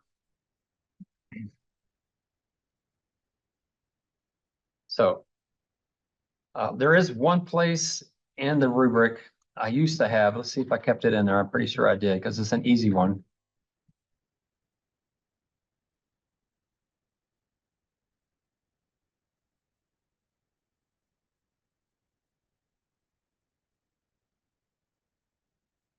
Yeah, it's a really easy one. I almost give you full credit for just put it in your paper, but find some quotes. Excessive regulation, bureaucratic paperwork. Pretty straightforward one. Conflict, costly, highly regulated systems often dominated by rate-seeking middlemen are being shaken up by firms So if you can find some quote like that or just talk about it, I mean, it's a pretty simple one. Obviously, heavily regulated industries prevent competition from functioning correctly, and it tends to push up prices. It makes it more bureaucratic, makes things more expensive. So I'm not looking for much there, but you see somewhat in that quote. That's the problem. What this article is saying is that being changed, are being shaken up by firms that target patients directly, meet them where they are, which is increasingly online, and give them more control or have the access care. So this is the consumerism side. Unlisted healthcare startups valued at $1 billion or more, now number 90. So we're seeing more and more people doing this. 320 million consumer medical wearables will ship globally. How many of y'all have an Apple Watch in here? 1, 2, 3. Do y'all use it for healthcare stuff, tracking heart rate and that kind of stuff? No, but you do, yeah. It looks pretty good. I got a heart monitor I put on when I'm riding my bike that works 90% of the time. I mean, it's interesting when it changes behavior, right? You want to get into that maximum heart rate. It does, it's pretty good. So yeah, we're talking firms like Apple, Microsoft, those type of firms. Telemedicine, which offer a wider range of services, have thrived as COVID-19 has strained clinics' capacity and put patients off. So I think I may have told you this, but yeah, I have a doctor's appointment on Monday, and I called the doctor and said, can I just do it by phone? And they said, yeah, sure, why not? And I'm like, great. Because the doctor visit is 1 hour of driving, which I hate because I'm in a Prius Prime, which I hate using gasoline. So I always hate driving. It's maybe obsessive compulsive non-gasoline buyer. But also the drive is about an hour, and then I sit in the waiting room for a couple of hours. When I do it by phone, they're there when I call. It's amazingly efficient. The only reason I go in there is get my blood test, but I can do that at Quest, which is much faster, it's nearby. So when COVID came around, people were like, we're sorry, we can't meet in person. We have to do this by Zoom. And I was thinking, no, I'd like this a lot better. So I now ask them, do I have to come in? And they're like, no, you don't have to come in. And so, yeah, y'all should try it. Just say, there's no reason you have to see me. You're looking at my blood and you're going to tell me what it says. Do you need me in the room to talk about my blood? You just need my blood. I need to be in the room to give you the blood, but I can do that through Quest. So telemedicine, rapid growth and home diagnostics. Obviously, we saw that with COVID. A big reason why it's taken so long, you can just kind of guess, is government. For consumer technology and rep healthcare is a highly regulated sector, does not lend itself. This would actually be a pretty good quote to put under that government regulation, I would think.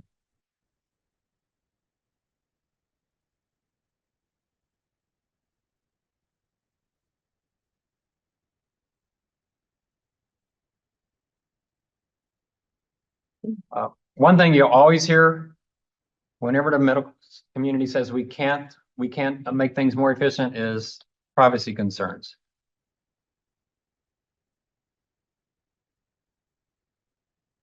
Oh, you can't do things by internet because you have patient information going out there. So instead, what do? They do fax machines, which to me seems pretty insane because it doesn't seem like that's all that much safer. It's certainly less efficient. One strategy is to offer general wellness products which evade rigorous scrutiny and only consult medical professionals for advisory purposes or to convince potential investors the products are backed by science. So Thriva says its blood tests offer insights rather than official diagnosis. We may be more and more of these home tests. COVID was a horrible thing, but it had some good points to it, including these home tests. Obviously, pregnancy's been doing that for, I don't know, since the 70s, maybe home pregnancy test, COVID test. I did get a COVID test and tried it. I don't know, it came back negative and I'm not sure I did it right. So I probably had COVID and didn't know it, but I think I tried my best to follow it. So the problem is you're following the instructions and then you do it and then you realize you missed one instruction and you're like, does the test still work or not?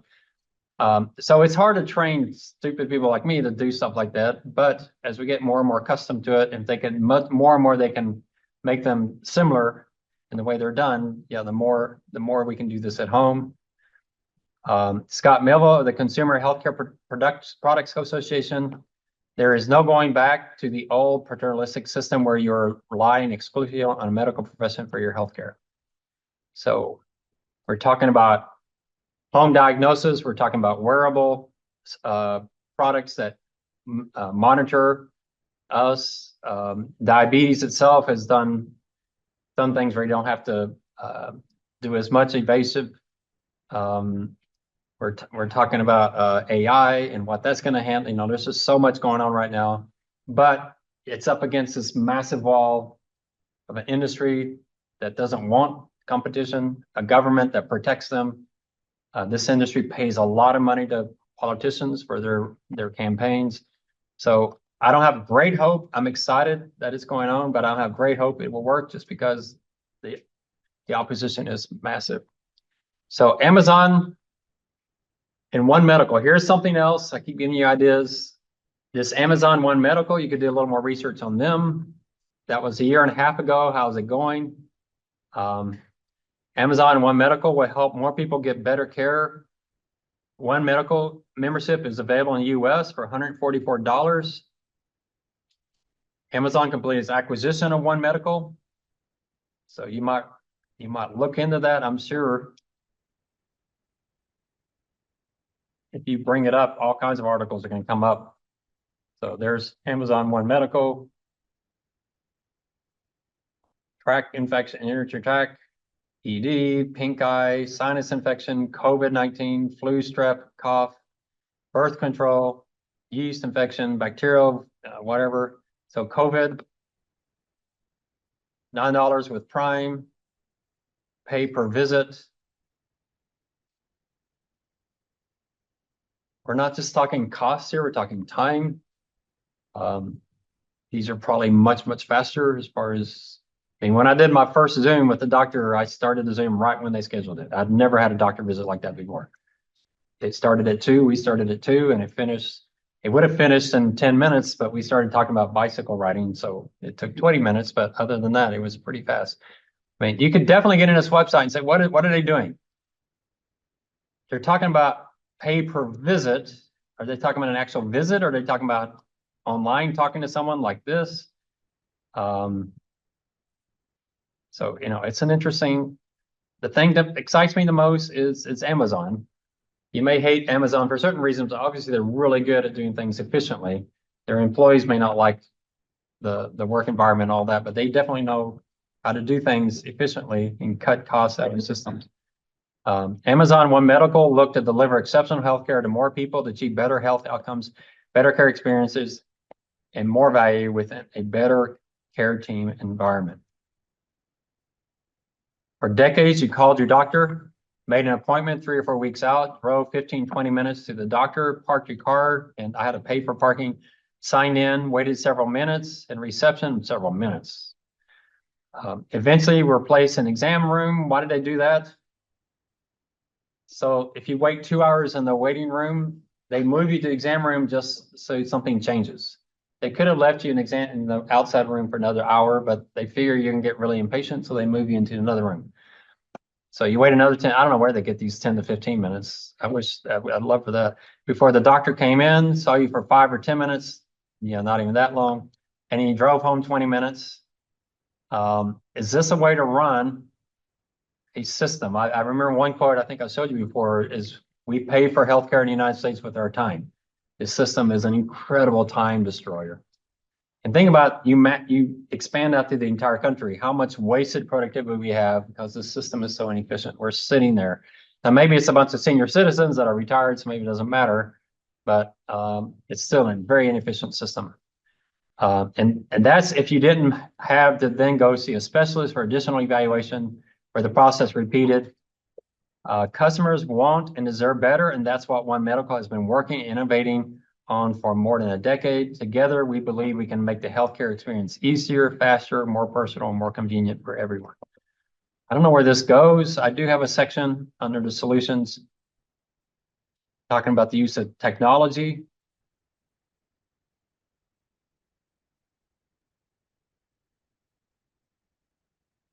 So maybe it goes here.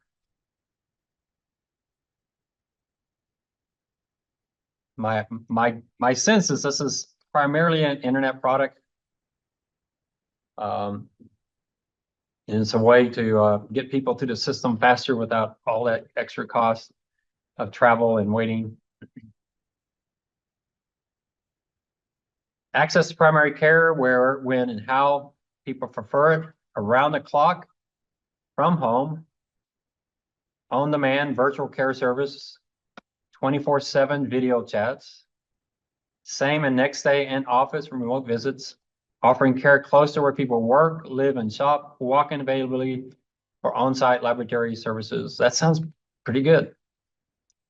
I know you guys don't think about that because you never go to the doctor, but yeah, my age group, yeah, we think about this a lot. It's an incredible waste of our time. Make healthcare easier to navigate by offering primary care providers that manage a person's full health picture, growing number of locations, both physical and mental health needs, coordinated care across primary and specialty care services. One thing you'll notice on my solution is this important word, integration. I mentioned that before. Why do I have to have 2 blood tests for 2 different doctors? Why can't I just have one and they coordinate to each other, but they don't know each other even exists? So integration is a huge one. Access to vaccine and medical records, prescription regulars, and lab results. That's the other thing on the solution is electronic records. I use a firm here in town. I haven't used them all because they're really expensive because insurance, they refuse insurance. But every time I leave, they give me a disc and it has all my stuff in it. And one of my students were comparing one of the tests. He wanted to see what it's kind of I forget what it is. It's some Beox or something. I forget what it's called. I said, well, I think I did that. So I went and found the disc. And then I was thinking, what's my password? My password was my birth date. So that was pretty easy to figure out. And sure enough, I could compare what I had to his and see, I'm a 60-year-old guy trying to compete with a 20-year-old, but just say, hey, what was your rate? How did you do? But I had that there all in that one thing, all in one place. That's what we need. They call this digitizing human body. You have everything you need all in one place. I don't know how to spell it. Digitalizing, maybe that's it. But you have one place and it talks to each other. So when one doctor says you need a blood test, that goes through the whole system and says, okay, well, let's add these other 3 tests on top of it. We'll just move that doctor up 3 weeks so that you do them both at the same time.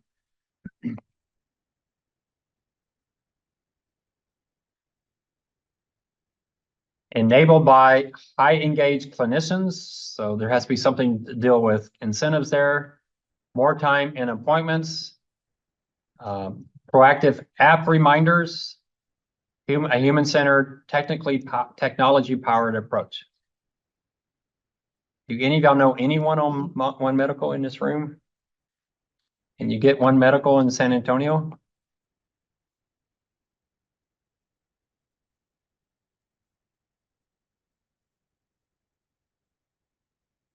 I don't know if that's the same one. Find a One Medical office near you. So they have offices. So, I mean, it looks really interesting, doesn't it? I mean, it's pretty amazing thing. I don't know how membership, how that works. What they say, $120 a year or something, $9 a month for Prime members. And then you pay per visit. It's interesting. What's the first question every American asks? Does my insurance cover it? Right? We stop paying for anything. So that's a big problem. Because the insurance probably doesn't cover the $9 but does it cover the other things that it does? Is it in your network? Those kind of things, because health insurance dominates everything in this discussion. So if you want to do your extra research on that, I think it'd be pretty interesting. Might give you something really cool to talk about at Thanksgiving. You got that uncle that's so weird and you want to come in with something good that really throw out to get them distracted. This might be, hey, have you heard of One Medical? It's pretty cool. And just, let the conversation start. All right.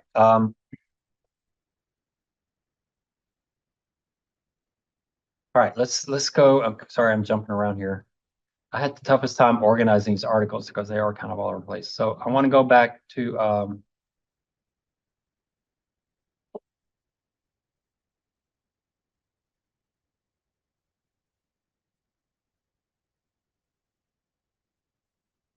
I'm guessing that y'all are using the search function. So it's the one with the inconsistent. We've talked a little bit about this one, but just give you a couple more of these.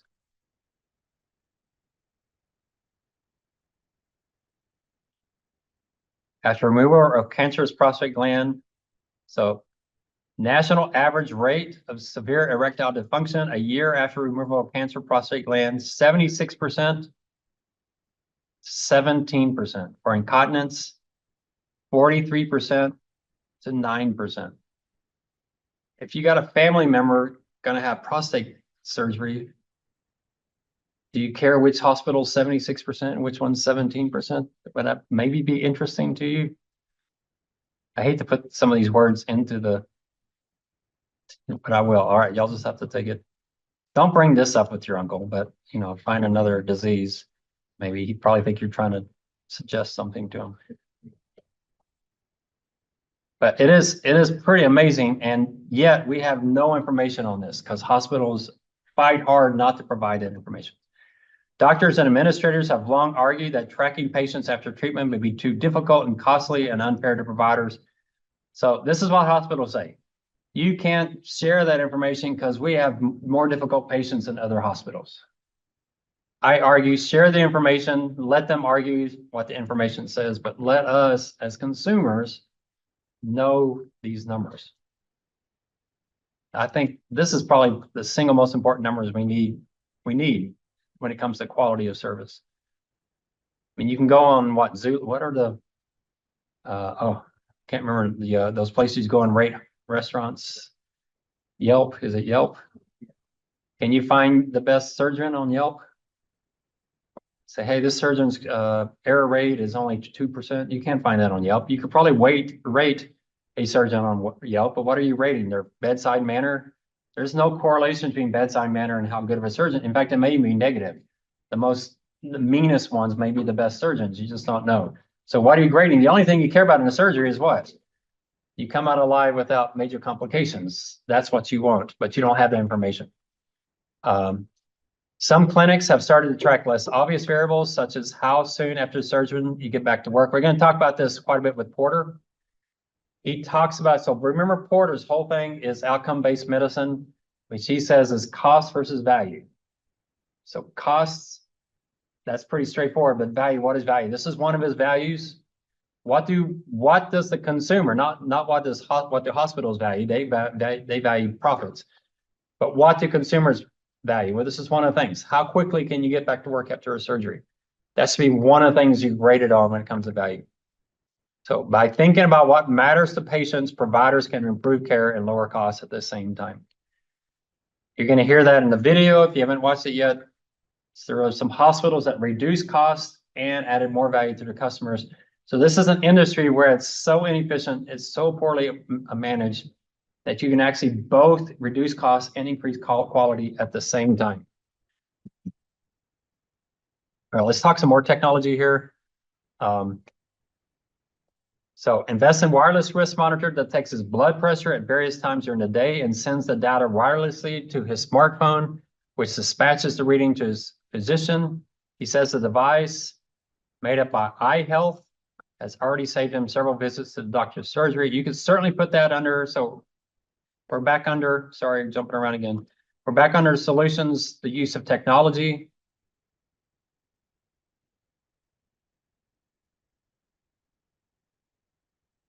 iHealth, does it still exist? I'm actually surprised they got iHealth from iPhone. So I'm surprised Apple let them do iHealth. Someone was telling me Apple's trying to move away from the iPad, iPhone, and it's not the iWatch, is it? It's the Apple Watch.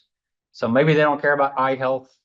What does the I stand for in iPod and iPhone? Is it internet? So who knows? So iHealth, does iHealth still exist?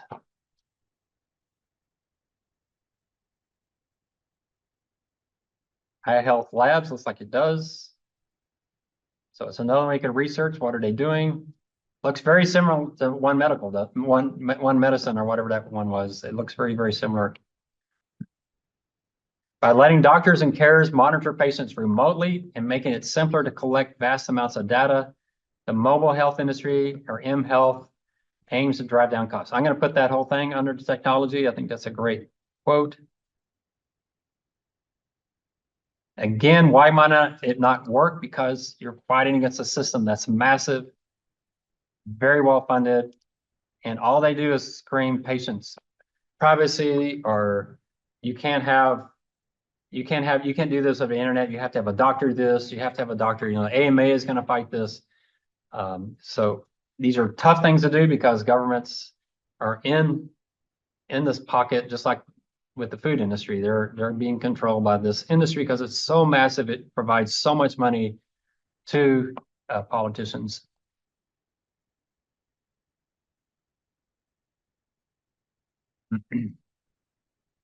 So alerts, early alert.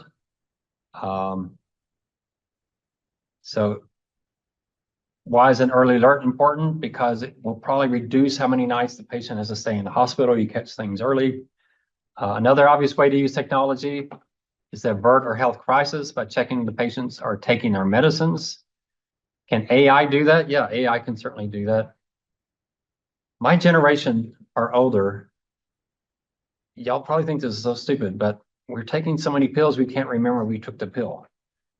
So I don't know if you've seen the pill boxes where it's Monday, Tuesday, Wednesday, Thursday, Friday. I got one of those and I would love to use it, but I can't remember where I put it. So it's somewhere in my condo. So it'd be really great. But the problem is one of my pills I have to take on an empty stomach. The other one I have to take with food. So I'm like, now what do I do? So it's very frustrating. I finally came up with a solution that works perfectly. That's pretty simple, but this is an issue. It's not that people just don't want to take their pills. It's that they forget to take them. So now you have your phone reminding you, but how can the phone, I mean, I'm talking seriously, 70-year-olds, they just took the pill 3 minutes ago and they can't remember if they took the pill. I mean, I've been there. It's crazy. You're like, wait, and I'll have the pill box out and I'll put it away because I just took the pill. And I'm like, wait, did I take the, it's our minds, we get so distracted. So can a computer help us with that? The question is, can the technology know, can it count the number of pills in the pill box and know if one's been taken or not? How can you actually test all that? But that's your goal, is make sure people are taking their medication. To save money by improving health, that's that dual benefit. You reduce money and reduce costs, and you also improve the system. It's like most people think you got to spend money to improve the system. Healthcare is the exact opposite. You can actually spend less and help people more, and you'll see that in the movie. The average annual cost of treating sufferers from high blood pressure who fail to take their medicines is nearly $4,000, more than the cost of treating those who pop their pills reliably.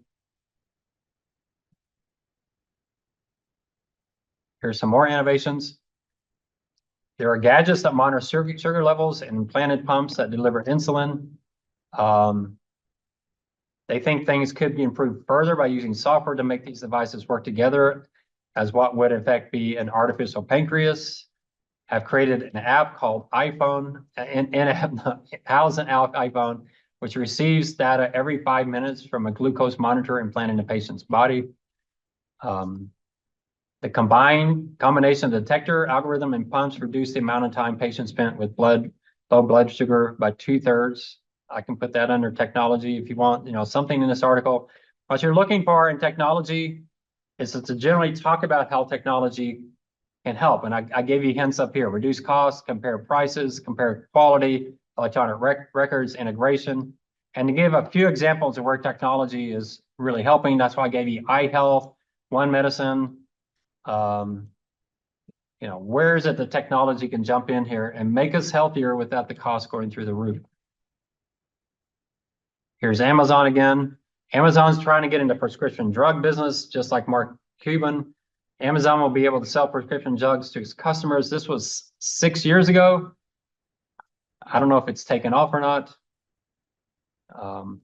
Last year, the vast majority of prescriptions were picked up in person, but if Amazon can simplify the process and save time, it could upend the selling of medicines in a way it has with books, toys, and clothes, but I haven't really noticed that yet.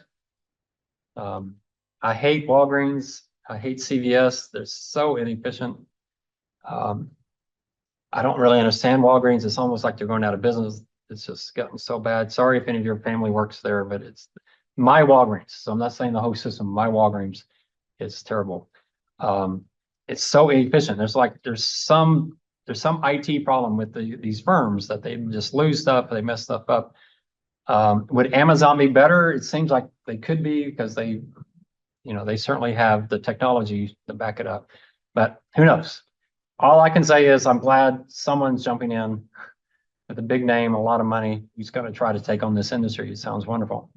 It's part of a three-rate joint venture. I don't think this joint venture has gone very well, but JP Morgan, Berkshire Hathaway, they create a nonprofit health venture. The last I heard, this is not doing very well. But again, the main key here is firms outside of healthcare are trying to find a way to make money in healthcare because the system's so inefficient.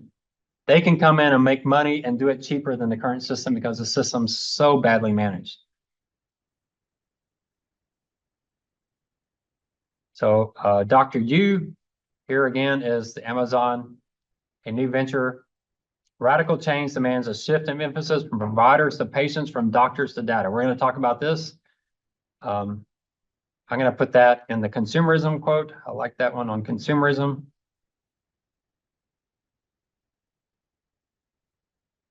Unlock consumerism. That's actually a good quote to introduce that section. Now, in your paper, someone's going to freak out and think every single thing I'm copying and pasting has got to go in your paper. That's ridiculous. I'm giving you things to shop front. Okay, so as you write your paper, look through your list and say, wow, that's a great quote to start this section. Radical change demands a shift in emphasis from providers to patients, from doctors to data. That's a great quote. Better diagnosis. Apps are vying to see if they can diagnose everything from skin cancer and concussion to Parkinson's disease. I've heard some on the concussion side. Apps that you can use on the sideline of a high school football game and figure out if this kid needs to go to the hospital or not. I mean, it's pretty exciting. Management of complex diseases like diabetes, a video game designed to simulate the area of the brain implicated in attention deficit hyperactivity disorder. Those are actually getting some pretty good press. Improve the efficiency of the care with data at their fingertips, common standards to enable sharing, and a strong incentive to get things right. Patients are more likely to spot errors. Generation and aggregation of their data. Now, if you see some quotes you like, say, wait, Professor, I want to capture that one and copy and paste it real fast if you need me to slow down. Generation, aggregation of their data. AI, we're going to put AI. I'm going to put AI under technology. It's already being trained by Unit and Alphabet, Google's parent company, to identify cancerous tissues and retinal damage. We're going to see more. I have some articles specifically on AI. In fact, The Economist not too long ago did they do like once a month or so, they have this entire major section where they really do a deep dive, and they did on one, like it's usually like 10 articles on one topic, and they did an entire section just on AI in medicine. And I was just eating it up. It was really interesting. And then I thought I can put all 10 of those articles in here. So I probably only put 9 of them in here. So to save you some. Apple has spent 3 years preparing its devices and software to process medical data. Millions of Americans direct digital control of their own health information for the first time. Alphabet has just launched a third healthcare firm, Cityblock Health. Again, is it still around? They still have a web page. So any one of these web pages by itself, what are they doing? Think about it in terms of how does it save costs? How does it help the patient? Any one of these could be your extra analysis you want to do. You're not going to do all of them. It's a healthcare provider that exists to fill gaps when our members have questions about the care, when they are not sure what to do next. There's where we come in. They already claim that, let's see, to operate alongside Verily, a subsidiary of DeepMind Health. There's another one. Wow, that one sounds pretty cool. An AI health company. Boy, I wish I could write y'all's paper. I'm kind of jealous. DeepMind Health, what are they doing? We're excited to launch it. We founded DeepMind to solve intelligence. I don't know what that means. And use it to make the world a better place by developing technologies that help address some of society's toughest challenges. Whoever wrote this sentence needs a technical writing class. But anyway, it was clear to us that we should focus on healthcare because it's an area where we believe we can make a real difference in people's lives across the world. Starting in the UK, why? Maybe because NHS, who knows? NHL's helped bring many of us into the world and has looked after our loved ones. Yet, I don't know who wrote this. This looks like something an AI wrote, right? You get those sentences as like, that sounds like a sentence someone would write who wasn't really thinking about what they're writing. But anyway, valuing clinician and patient expertise, stand behind the. So there's one, it's in the UK, but interesting. DeepMind is a great title for a firm.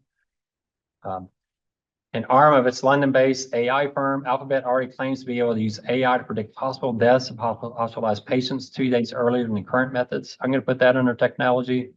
Well, I'll find some others. That one's kind of they claim.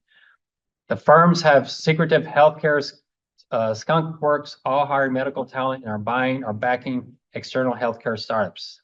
I love this. Again, we're getting these major firms. This is Alphabet. We got Alphabet, Amazon, probably Microsoft, Apple. Y'all know the Magnificent Seven, right? They're probably all jumping into this, and why not? I'd love them see them take some of these firms out.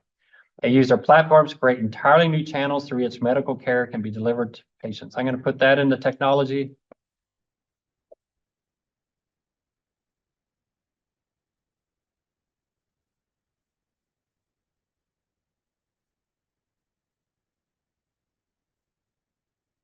I'm not sure your grandparents will see this, your parents might, but we may be talking about your healthcare when you turn 50 and 60, and y'all might live to 130, 150, who knows?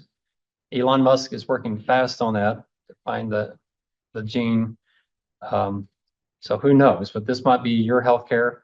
Uses the hospital's data to generate alerts that draw doctors' attention. We've already talked about that one. The data so far suggests that Apple's platform may soon enable medics to spot Parkinson's digitally over the internet before it is symptomatic in the patient. Now, I don't know, catching Parkinson's early, if that helps much or not. I don't think I'll ever get Parkinson's because they've shown if you ride a bike, your Parkinson's goes away, and I ride a bike so much, so I'm probably safe from that, but I do know people have gotten it. It's a really horrible disease. If you can catch it earlier, I'm not sure exactly what it helps, but it might help some. We talked about City Block before. Well, trawl data, I don't know what trawl means. You may know. So they're going to do something with that. Anyway, someone look it up real quick while we're there. To spot where care is needed, it plans to hire some 55 people over the next 6 months, including data scientists, software engineers, and a lead physician, as well as a team of interact directly with patients. So it gets back that consumerism. Remember that consumerism quote? From doctors to data. You might not notice that's really critical.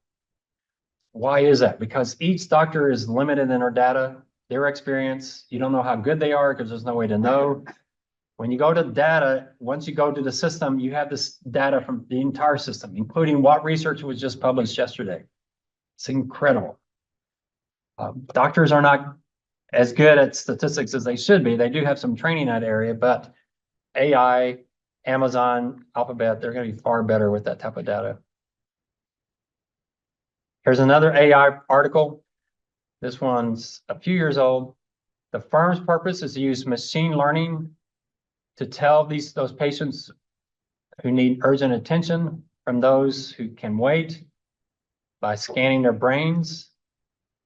These projects have a common aim, that is to get the right patient to the right doctor at the right time. That's not a bad quote if you want to use it. That's what technology is trying to do.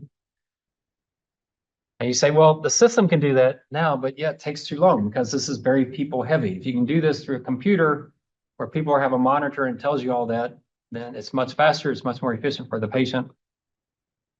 There is an AI skin cancer detection system that can do better than most dermatologists. That's maybe an example you want to use on the technology side. I'm going to bring the whole thing in. So again, you're talking this topic, introducing it, and then you want to provide some examples. So I'm trying to give you some good examples that you could bring in, not bring all of them in, but bring some of them in. I know there's going to be at least one student in this class that's going to have every single thing I have typed here in their paper. And it will be a very interesting paper to read. So the humans were able to identify 86.6% of skin cancers. The computer found 95%. It also misdiagnosed fewer benign moles as malignancies. I'll talk about industries that are killing us. Y'all probably heard about skin block, sunscreen, and how that's seeping into our system and is causing all these problems. So, we're battling against the chemical world that's probably making us worse off than better. But looks like AI might be to the rescue, at least on the other side. One of the videos that came up was a guy who had advanced skin cancer, and he did what I thought I should do. His doctor recommended chemotherapy, so he looked it up to see how effective is the chemotherapy, and discovered it increased your chances of living the next 5 years by 1%. And so he decided, and instead of doing that, he went to an all vegetable mineral diet, and his cancer went away like that. He just changed his diet and it went away. But obviously, hospitals don't want that to be the solution because they don't make any money off of that. But it was an interesting one. It's somewhat controversial. The system looks useful for our second opinion. So there's another thing. So let's say doctors don't want to do AI as the primary, but use AI as their secondary opinion. So AI is really good at reading X-rays. It's really good at scanning certain things. Even if you can prove it's better than the doctors, that may be too insulting to the doctor's intelligence. But at least you get doctors maybe as a second opinion, so it improves the accuracy. It may be able to grade women according to their risk of breast cancer and decide the best time for the next mammogram. We were talking about mammograms in the 40s. I just had another video come up with a guy saying it makes no sense for women to have mammograms. I'm not recommending that to anybody. I don't want anybody to accuse me of giving medical advice, but the same thing we saw earlier, this group is recommending against it, and then all the doctors are fighting against it. Cardiologists looking at these scans are searching for a sign of heart disease, but can miss 20% of them. That means patients will be sent home and may have to go back with a heart attack. AI can detect changes invisibly to the eye and improve accuracy of diagnosis. That's another one you could bring in if you'd like. AI might also make medicine more specific, and this is a huge one. By being able to draw distinctions that elude human observers, it may be able to grade cancers or instances of cardiac disease according to their risk, distinguishing those prostate cancers that will kill quickly. I mean, this is amazing. There are so many drugs out there that are being prescribed that we know don't work for the majority of people they're being prescribed to, but we don't know which people are benefiting and which aren't. And AI might be the solution to figure out who are the beneficiaries, who are not. Because AI can look at all data. Doctors are going to look at the data that they perceive, but AI is going to look at everything. They're going to pick up certain things that everyone else is going to miss. All right, here's Mark Cuban. I won't do any quotes here, but Mark Cuban, if you want to research him as your other, what is he doing on the pharmaceutical side? And is it working? So that's just an option that you could do more research. I just want to let you know that it's out there. I saw recently there's an article, he got really frustrated, something he couldn't do because of regulations that really frustrated him. But if you want to write on this one, that would be an interesting one. I'll skip through it, but you have the article there to give you a start. You can certainly look into it.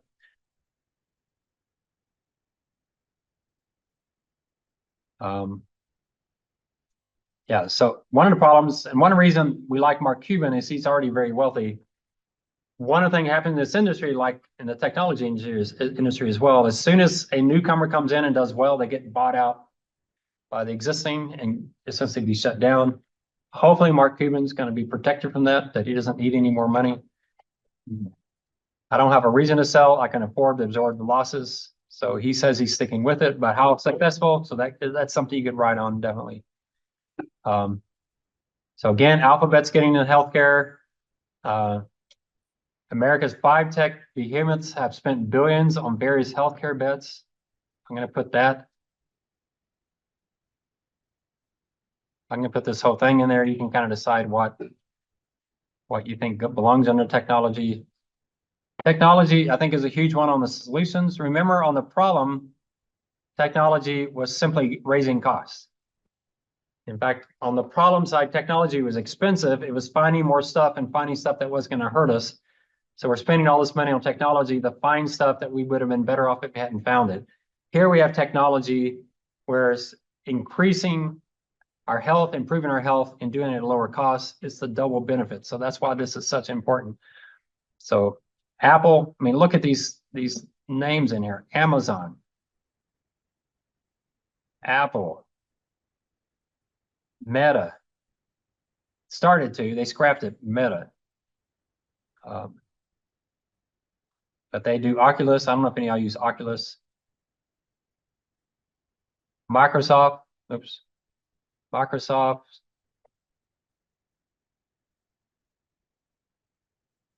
You add those companies up, you're like at 30% of the US stock market. I mean, there's a couple of $3 trillion companies in there.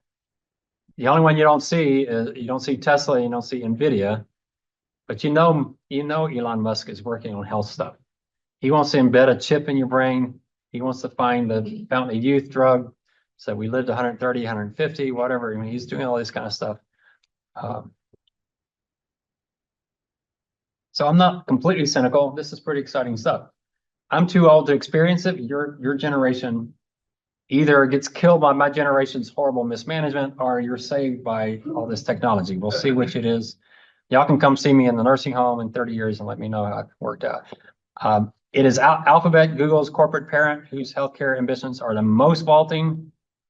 So far this year, they've injected $1.7 billion. Alphabet's approach to innovation throws a lot of money, a lot of projects have served it well in other places. Will it work here? The problem here is whom they're battling. They're battling a mammoth competition that wants to shut any kind of competition down. Alphabet's health adventures can be divided into 4 broad categories. Wearables, health records, health-related artificial intelligence, and ultimate challenge, sustaining longevity. I'll put that under technology because that's a good summary list. Y'all can see why I like The Economist. They do a good job of synthesizing things.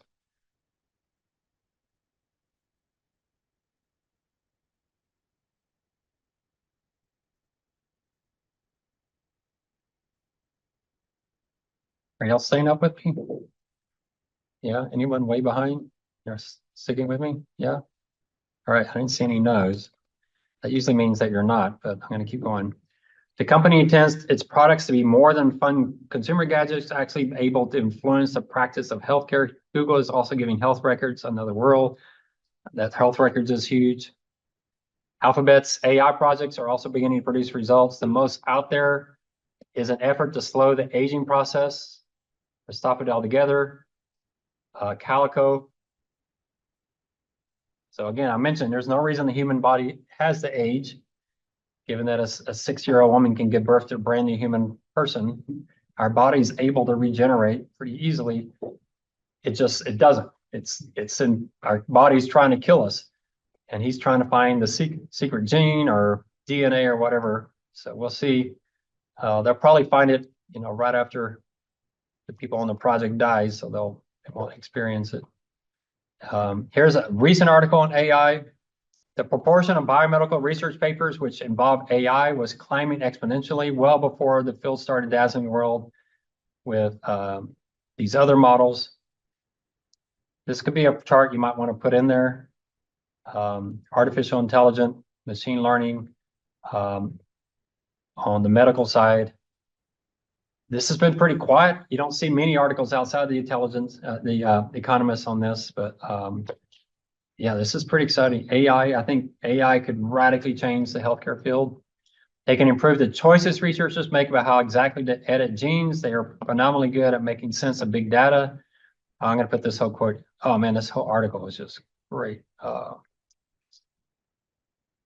Yeah, this comes from the section, that entire AI. There's so much good stuff in it. It gets you really excited, especially for your age group, because you know there's no telling what this is going to mean for you.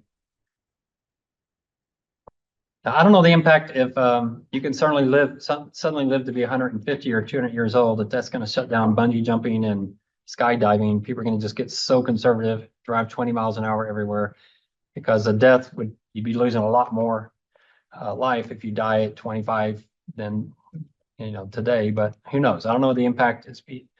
And that's kind of the problem with all of AI. We don't really know what its ultimate impact is going to be. They are phenomenally good at making sense on big data. They can suggest new targets for drug. This one's huge. Oh my word.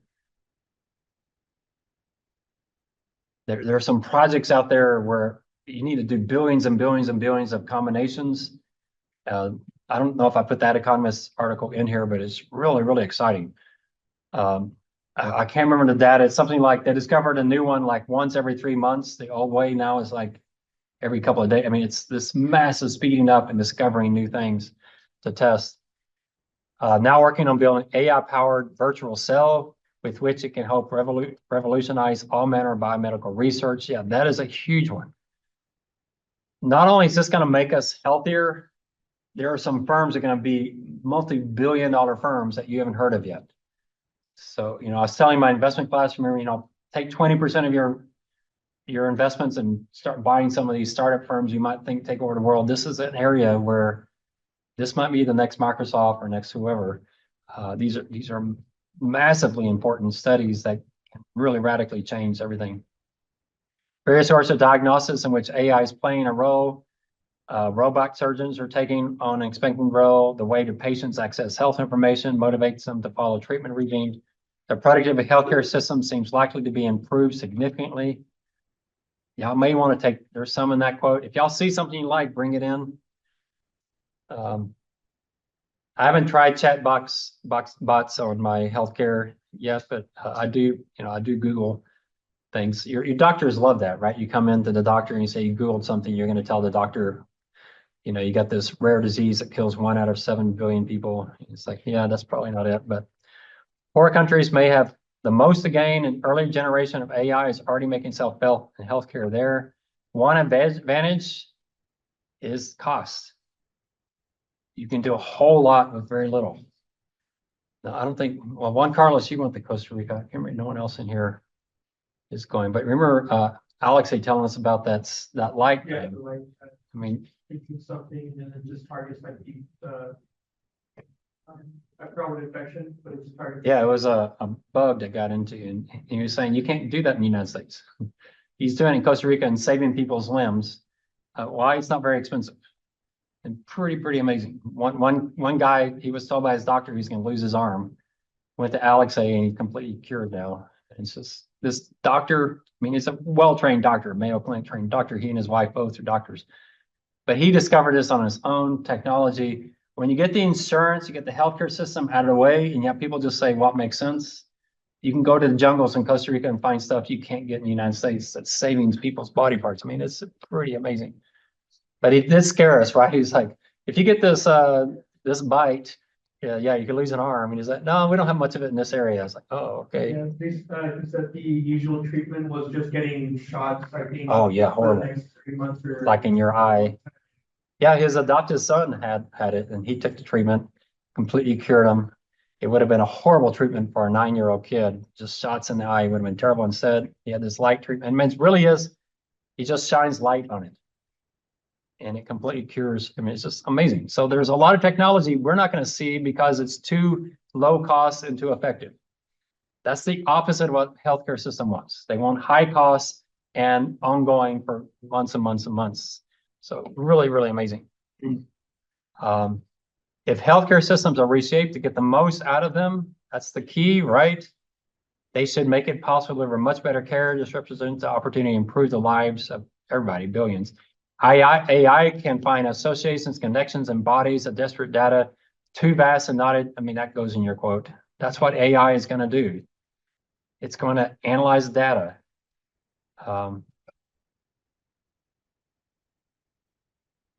Keep getting back to that quote, moving from doctors to data, Just keep that in mind. So critically important with AI. There are caveats. The foundation models that power these applications have some drawbacks, whether you call it hallucinating. We know ChatGPT makes up stuff. As researchers used to are I don't know what that is, combabulating, as they now prefer to. But if it's proven AI is 90% effective when doctors are 85%, you have data. That's the key. You have data to see if you're any good. That's why AI might start off being a second opinion rather than being the primary, but it's still going to make things better. Healthcare systems sorely need a productive boost, no question, if they are to adapt and improve. The shortage of healthcare workers predicted to reach nearly 10 million by 2030, about 15% of today's entire workforce. Now I'm going to put this. There's one other one that's really simple. It's under problems. It's one of the last problems. This one's a piece of cake. Insufficient number of primary care doctors. We look at that under the systems. Under problems, excuse me. There's other quotes you can get.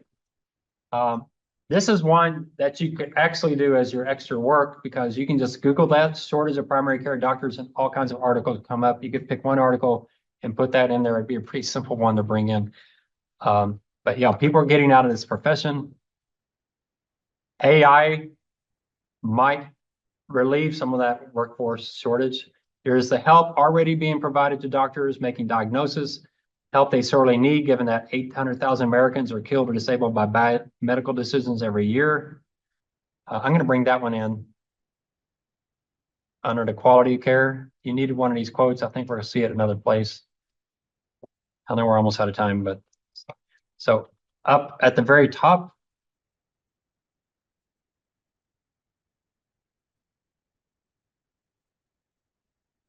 poor quality care and controls. We got some of that out of the second article as well, but this one works. He talked about how many were killed.